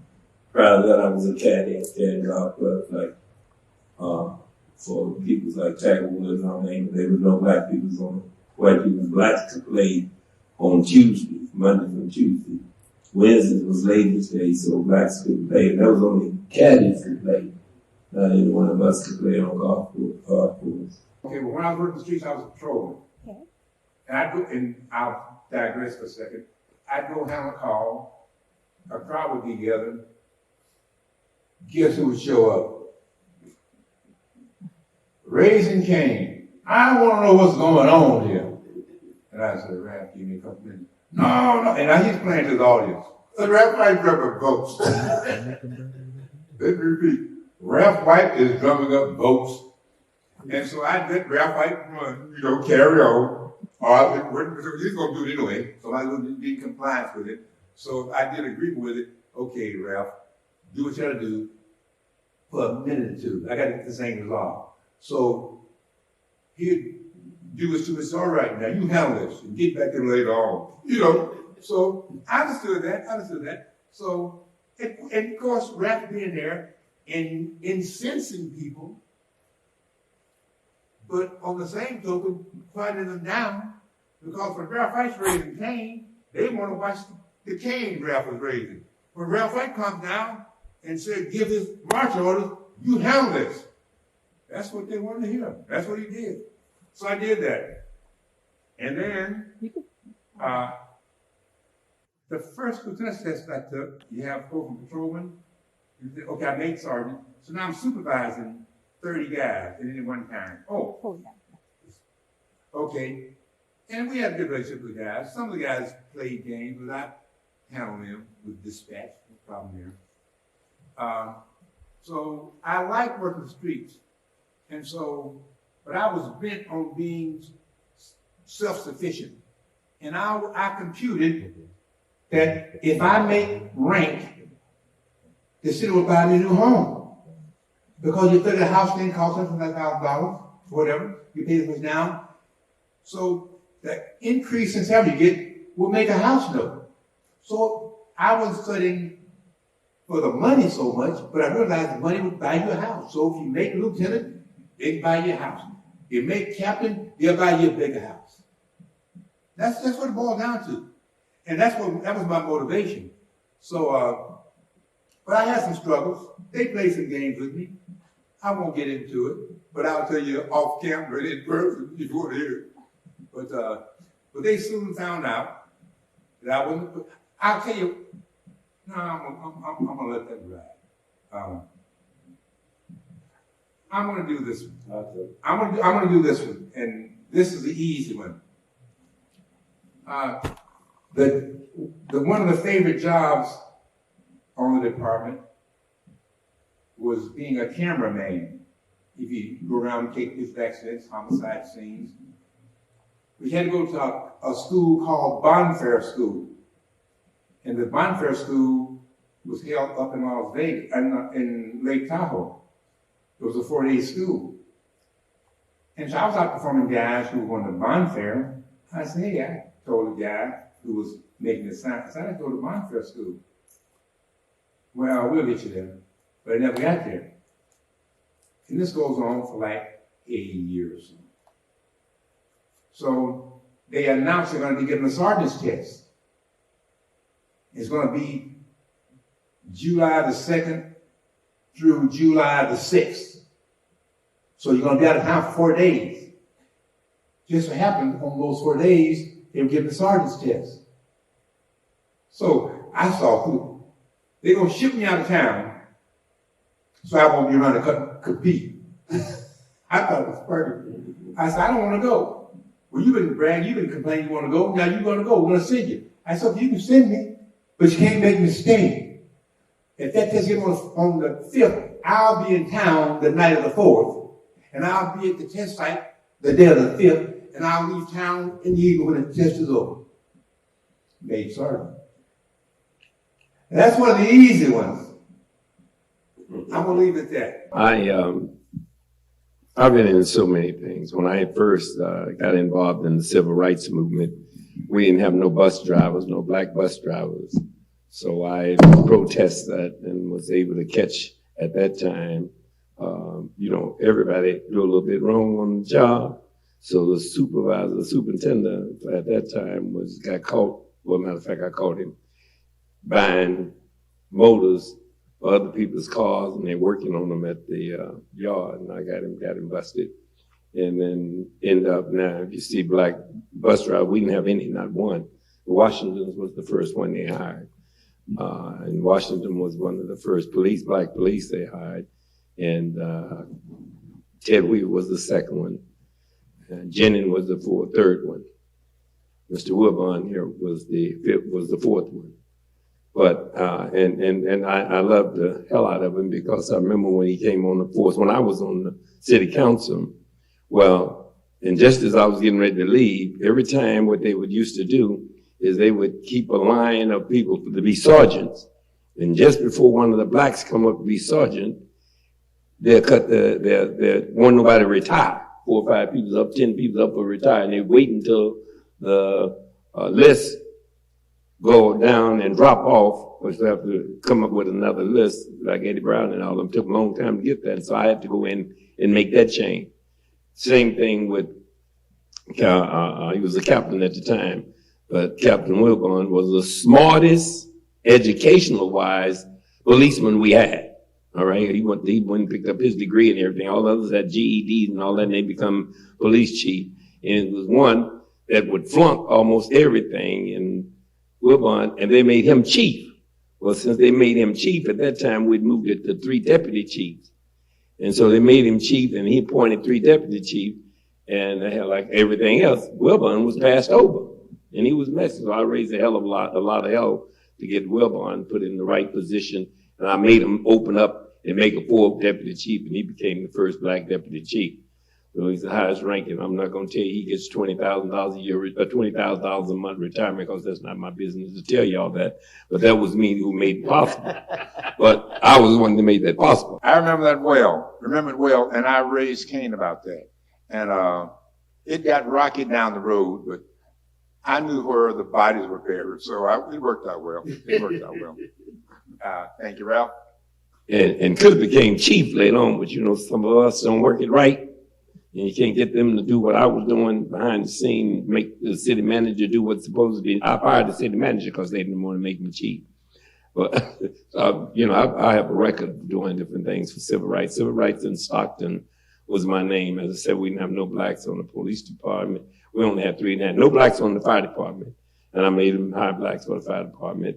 Downtown, no blacks, hardly working Safeway, all of them. I made that possible and all that. through putting on pickets and boycotting.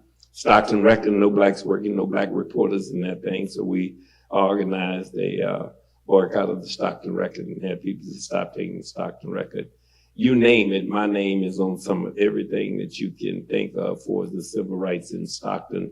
And I don't know why we have to have civil rights. Why can't we just have our own constitutional rights and equal rights? And anytime a black person moves to something equal or try to make it equal rights, it becomes civil rights. You understand? It's better than being black rights. But like now, Black Lives Matter, you're ready to throw that in. That's the best thing anything can happen to us right now. But anyway, as policemen, I had more blacks on the police department when I became a councilman than we ever had. Had all black firemen that I got every one of them. And at that time, the tricks that was being played on them, they would all the blacks, when you get in line to be a fireman, they had all the tests, white boys and things, they had all the tests. And some of the white women, they had the test because their daddy's grandfather, uncle, all of them was on the police force. So they would pass all the tests and blacks would get wiped out. So what I did is I got Irvine, who was a fireman. I had him, I made the city point him to go and get some blacks and take them to San Jose, over to Vallejo, all the cities that the police department would use to get raised. When they want to raise, San Jose, they ain't talking about how much of the income over there, but San Jose, over in Vallejo and different places, they use those to get their raise up right, all right? So what I did is I had all of them to go around. Now watch this, and you would call it a real good trick. I had them to go around our Irvine to take them to those different places to take tests. So now black people is familiar with the testing that's coming up. At that time, I picked 9 blacks, 3 Mexicans, and 2 Filipinos to go around. They all went around taking the test. So when they go around and take the test, they know the test. Now it comes time for Stockton to take a test for the fire department. So I convinced my colleagues, hey, let's stop using that old test because we're getting all these people. Remember that? So, and this is like about a month before they take the test, they come up. So these people didn't have the new test. They didn't know nothing about the test. And that's how we got all the blacks to take the test, and they passed. And then from then on, monkey see, monkey do. And so black folks see something, they're going to move on. Same thing with the fire department. When I left the council, we had almost 18 firemen. We have none now, 1. When I left, we had policemen, almost 30-something, highest we ever had. We have 9 now. So it's the things that we should do as black people, to move forward and continue, because it's so bad when you have to fight your own. It don't make sense for you to have 3 people making $150,000 a year, and all 3 of them is Mexican, who are the black mayor and these deputies. Those things don't make sense. We have to look out for our own, because ain't nobody gonna look out for us but us. And some of us ain't gonna look out for us, but I'll leave it at that and let Mr. Ware. Yes, I'm the oldest of 15 children. All 3 of these men has had an impact in my life, in my, the little success that I've had in being a man, and my work ethic. Aside from my father, all 3 of these men have played a role in my life one way or the other. I always admired the Reverend Booker Guyton. We went to the same high school.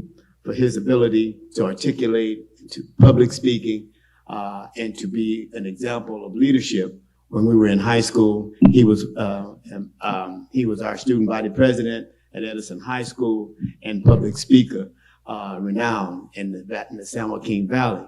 I always admired Ralph. Even when he came out to the fields, he worked a little bit, and he did a lot of other talking and working and doing what he did in the fields that inspired a young man like myself to be somewhat like him in terms of his personality and how to continue to be, to go forward and being successful in what he was doing. And our police officer here, Mr. Wilbon, was always as a police officer, I respected him tremendously. He his part of, I think, Conway Homes and Moorfield, early, the city part was part of your route. And I can see that it was nice to see a black police officer in your neighborhood, and that knew the family and that could assist you in any troubles that you might have been having. A mentor to young men during that particular time. It's an honor to be on the stage with all three of these men, coming from where I have come from, the state of Arizona, cotton picker, onion cutter in the state of California, tomatoes, all the field work, which probably all of these men. No, they ain't pick no cotton. You and I. You and I didn't pick cotton. Okay, they didn't pick no cotton. Well, they missed something there. The only cotton they ever picked about some cotton draws. They didn't pick no cotton. But, and I guess, again, all three of them played a very important role in my life as mentors. I learned something from each one of the men that are sitting up here that I'm on the stage with. And Reverend Guyton, I'm indebted to for all of my great love for theater arts. If it wasn't for this man, I don't know that I would have been in theater arts. A lot of you all know me from my direction of plays, staging plays in this city, African American plays that tell our story. And I got that spirit and that bug from this man, Reverend Booker Guyton. I was in, I think, his first play that he directed at San Joaquin Delta College. And from that point on, I wanted to work with him in theater arts. And I had the opportunity to work with him, to assist him. And I've been directing theater ever since the 70s. I think it was 71, 72 that we did our first play. I was in the first, I think it was the first black play at Delta. And I was in that play. And so to this day, matter of fact, Stockton's only black theater company is Inner City Theater in the city of Stockton. And all of my theater experience, the plays that you all have come to see, wherever we staged them, I got that spirit and that direction and that education and that motivation from the Reverend Booker Guyton. And so it's an honor. All three of these men. I remember Kenny perusing Conway Homes in our communities as a police officer. It was an honor to see a black man coming into your neighborhood and a police officer being the law. It was just an honor. And Ralph, we have been knowing each other, and I was younger than Ralph, but admiring him, even in the onion fields and tomato fields, his spirit to work and his spirit even after knowing him in the community, the things that he did in the community. He was always carried himself as a professional, and when he became a city councilman, you couldn't be nothing but proud of the fact that he was a city councilman. He moved from the fields, from the agricultural industry to become a city councilman and a professional man in his own right. So it's an honor to be on stage with all three of these men and talk about our experience in Stockton. And what else can I say? I'm so glad I lived long enough to be sitting here today. The man who really imprinted my life, loved every one of the persons who are sitting on this stage. That's right. That was my father. That's right. And I began to really be impacted by the love of my father because when I was in grammar school, we didn't always have lunch money. My daddy would get a second job just so he could show up before noon to make sure that we would get a chance to eat the school lunch. When my brother Martin was dying, he fed him, he bathed him, he clothed him. And so I said to my father, if I could just be 1/3 of the man or human being that you are, I would have felt that I've achieved something in life. He loved Deputy Chief Wilbon because he was a symbol of us being in the hierarchy of the city. He loved Ralph Lee White because he knew he was real. There was nothing phony about him. He didn't try to be like other people, and he sure enough didn't try to be white. That's right. And that impacted me because when I got to be an instructor at the college, I was surrounded by bourgeois African Americans who sometimes didn't want to identify with Ralph Lee White. But even in the midst of my bourgeois black friends, I refused. And whenever he ran for something, if it was in my district, I voted for it, regardless of what others were saying. That's right. Because I realized that he would speak truth to power. That's right.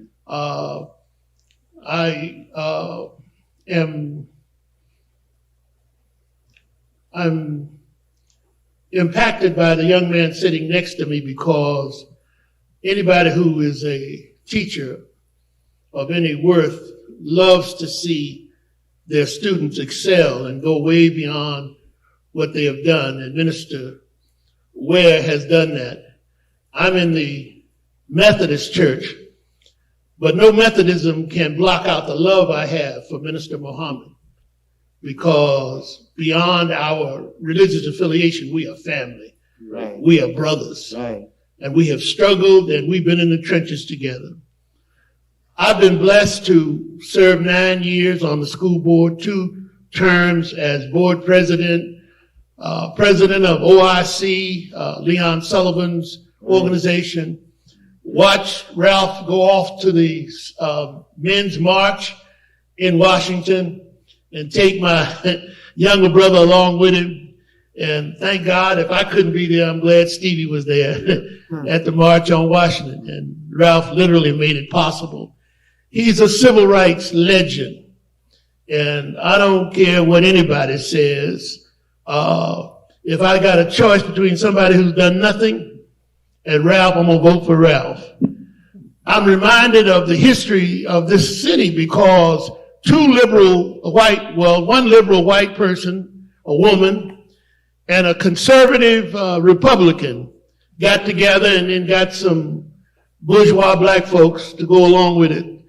The only way they could stop Ralph from getting elected was to move to citywide voting.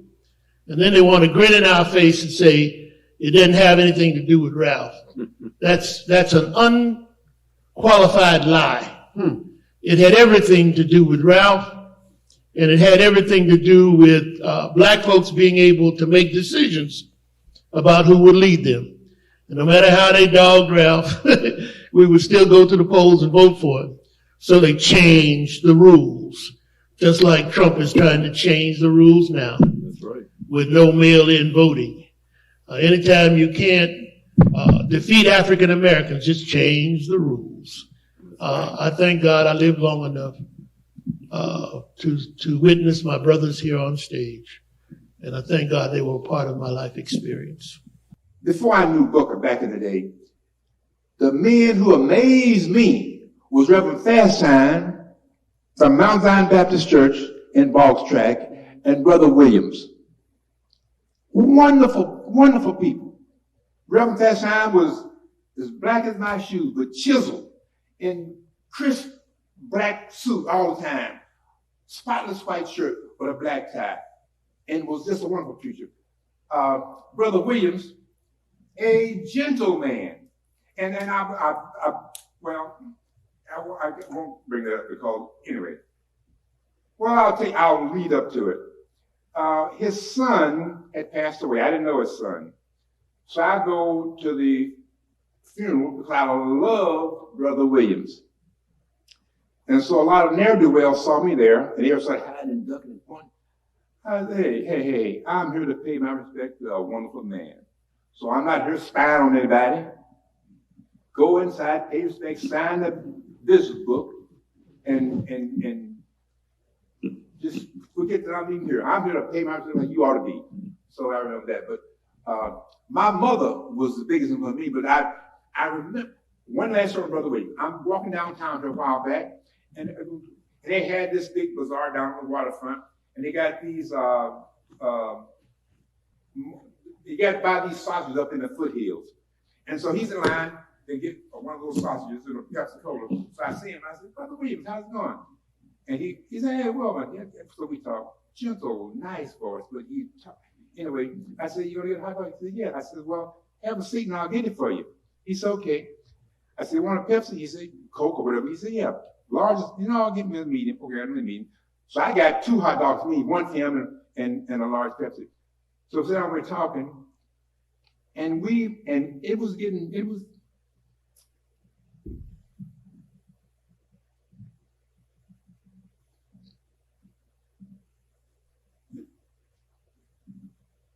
late, but I was captivated by his presence. Just a wonderful, gentle man. I heard every word. We were sitting there for 3 hours. Brother Williams. Think about him all the time. Well, my thing is not what others have done for me. My father died when I was 2 years old. I only got to see him one time. And I saw him. So I can't sit and say about the law of fathers. And maybe that's one thing that inspired me to work hard to make sure that my people got the right place. That's why one is I admired Wilbon. He raised up, went all the way from the onion fields all the way up to become the first and one of the first deputy chiefs in the state of California. Then I look at Mr. Ware sitting over there, and I watched him come from college to go to be in charge of a center itself, a toll center, down in one of the less black cities in the state of California with Modesto. And he held that position for many years. It rose all up to that from the cotton fields in Arizona. Then I watched my other comrade from the onion fields and tomato fields. I said tomatoes instead of tomatoes, but Mr. Booker Guyton. Mr. Guyton rise all the way from those fields that we all come from, all the way up to become the appointing person for the Methodist Church. And every bishop that got ready to be appointed in the last, 15 years or better, all the bishops, and bishops is the highest position that you can get in the Methodist Church. And he became a point person to appoint different bishops. You didn't get to be a bishop unless you come through him. That's from Stockton. Bishops all in the western part of the United States had to go through him to become a bishop. He turned them down, and he didn't turn down many of them, you understand? From here in Stockton, from the onion fields to success in the religious field. Dynamic speaker, you can't find a better one in Stockton next to him, and Tommy's son. But excuse me, I didn't mean to put you down, but Tommy's son is a dynamic speaker too. It come from Tommy raising him the way he raised him. I take the back road. I'm happy that God blessed me with what he blessed me with. I don't anything that I have without praying on it, and I prayed for it, and God had blessed me with almost everything I ever asked for. So I have that, and that's the way I was able to get blacks appointed on the Port Commission. I had 2 blacks on the Port Commission, named 5 parks that black people could never get a park named after them. Reverend William Park, he's talking about, I named Reverend William Park on the airport where Reverend Hudson over in my district. I named Manny Harrell. I named Reverend Peterson. I named Gleason. All of that, and she's Spanish, but I made I was the one who made those parks that was named after local people, because we named parks after McKinley. McKinley was the president that never came to Stockton. All the different people had to have money. I bought some donated property, but black folks couldn't do that. But they donated so much of their time trying to bring about a change in our community. So that's why I named them after the different preachers in Mattie Hale, because she worked hard over there. That's the lady that worked hard in bringing about changes in the area over there where we have sidewalk curbs and gutters. That's so much that I could sit here and talk about, but to look up to someone, I have never found a person that I look up to, but and I don't want anybody to look up to me, but we can all look at the same level. You're no more, no less than your own kind, and you will never reach no higher than the height of your own people. So we'll never put nobody higher than that. Willie Brown's my daughter's godfather. He was the speaker, the longest sitting speaker in the state of California. Close friend of mine. Jesse Jackson's close friend of mine. I've been in Washington, D.C. many a times. I was there once with Martin Luther King, I was only about 18 years old then. It's the Poor People's March on Washington. I went to that. That's prior to him getting killed. It was going to happen in a couple of 4 or 5 months. And I was there with Angela Davis, Sarkis Carmichael, you name them, here in Newton, I mean, all of them. That was a power of Black people that you see even today that you read about. I was there with them to make about some type of a change. So that's why I adopted and brought back the Stockton, because Stockton is like, and it's still somewhat like Mississippi West, you know. And so you just have to know your position and to open that all up, you know, hey, you got it, I got it. You understand? So it's a lot of jealousy comes from how we arrive to a point higher than someone else. But I still live in South Stockton, you know, own more land in the state of California than any Black family, group of Black people in the state of California, just to name a whole lot of other things that those other kind of folks have. We got it in South Stockton. And I still live there among my own people. I never will move from South Stockton. I don't care how much money. You know, that's why I made some real nice neighborhood and real nice houses like Booker Guyton in South Stockton. So he never moved off of history over there where he lived at. I live on one end of H Street. He live on another end of H Street.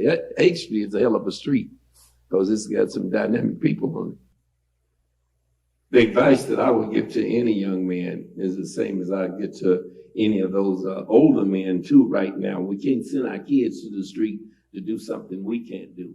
I think every father should be out there, every uncle or cousin that's old enough should be out there with them, bringing about the change, because they're fighting for our change as well, so as their brothers and sisters and grandkids coming up. If you watch Martin Luther King, he always had a whole lot of grown folks with him, but he had some of us 18 years old out there with him, so we wouldn't be out there acting a fool, doing crazy stuff that people want to use. Taking one man, you have to, you know, our time has come. If we have to learn something about our history. And the baddest thing that I say and I tell, learn about who you are so you can be proud. Black folks was freed on the most important day in the world. First day of the first month, 1863. We were running around here trying to tell them to fight for June the 19th. Abraham Lincoln signed the Emancipation in Florida, including Florida and Texas. And Texas was the last state to learn about their freedom. They was already free. And so we were around here being confused about our freedom and talking about that you got to learn your history and teach our kids. 3.5 million people was freed on January the 1st, 1863, like 2.5 million Hebrews that we call Jews. Jews is a religion, not a race of people. But and we get that confused too. And that was 2.5 that Moses scared to the Red Sea. God had Abraham to free us just like he had Moses to take them to the Red Sea, and God freed the Hebrews. That's what I would say to all my people. Learn your history. Work from your history. The most important day in the world. 2 days that everybody know all over the world. Christmas and New Year's. There was a reason God had us freed with a man with a biblical name on January the 1st. There was a reason for it. Because it's in the Bible in Exodus 40, when God told Moses to set up his tabernacle, his tent of meeting on the first day of the first month.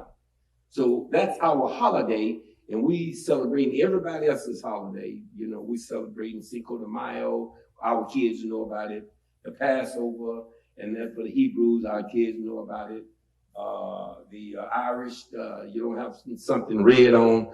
You don't have nothing green on. I'm gonna get a picture. Our kids know about it.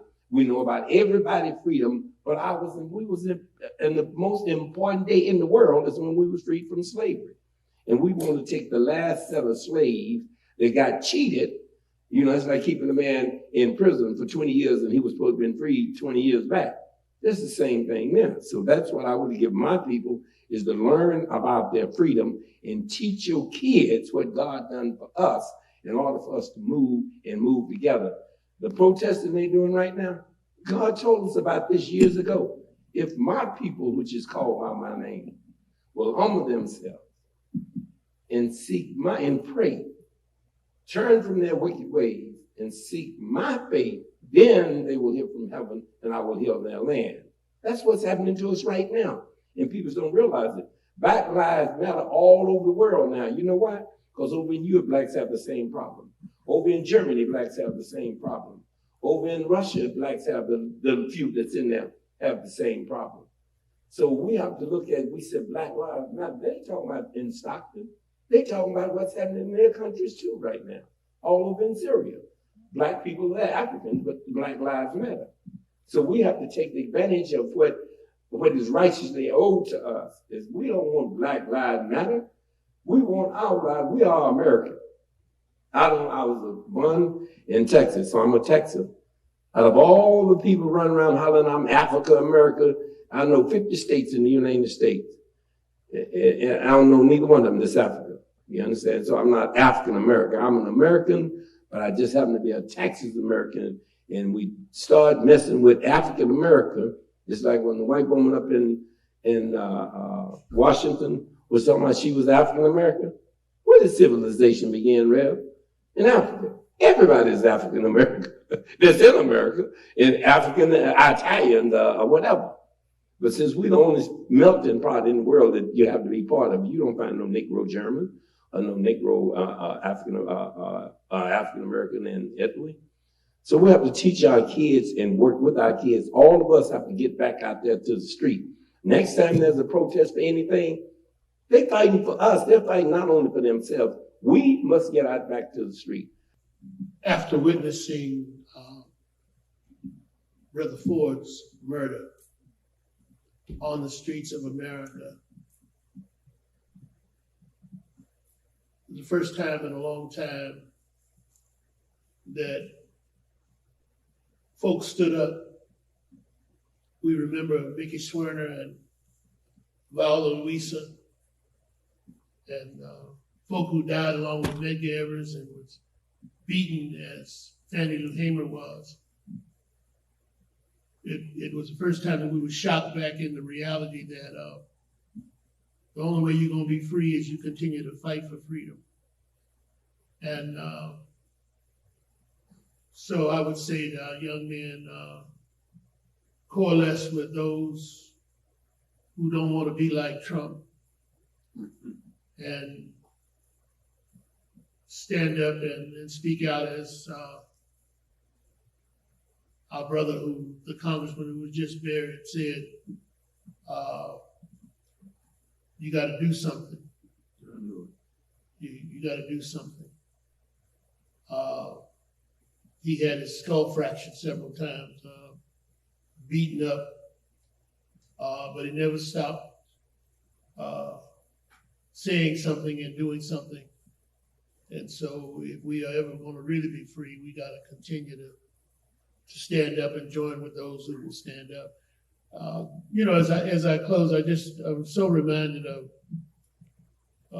the president going to Tulsa, Oklahoma, where Black folks were lynched and murdered because they were successful, because they had established a Black Wall Street. And we didn't hear much about that because the white folks in Tulsa didn't want it talked about. But Foreman was murdered in Minneapolis. And now we know the day, we know the time, and we know the people who were terrorists and went into the Black community and murdered and lynched our people and now refuse to pay reparations for what they did. So we gotta just encourage them to stand up, or they too will be saying, I can't breathe. That's right. Can't breathe. And there's many ways to snuff out a life. And as Reverend Sharpton said, we're not going to rest until they get their knee off our necks. And the men who sat on the stage this afternoon in various ways have spoke out against the injustices of this society. I never will forget going across Harding Way when I was a student at the University of Pacific. And the cops would pull me over as I was on my way to the library. And they'd say the same thing. We got a notice that there was a car looked like yours involved in a burglary. They didn't even change the lie. They just kept telling it over and over because black people were not supposed to be across Harding Way that time of night. It was a lynching. And I was, this is 2020, and we're still being lynched in broad daylight on film. When the white racists went to in Michigan to the courthouse with their automatic weaponry, Barr, the Attorney General, and the President didn't send any goons to rough them up.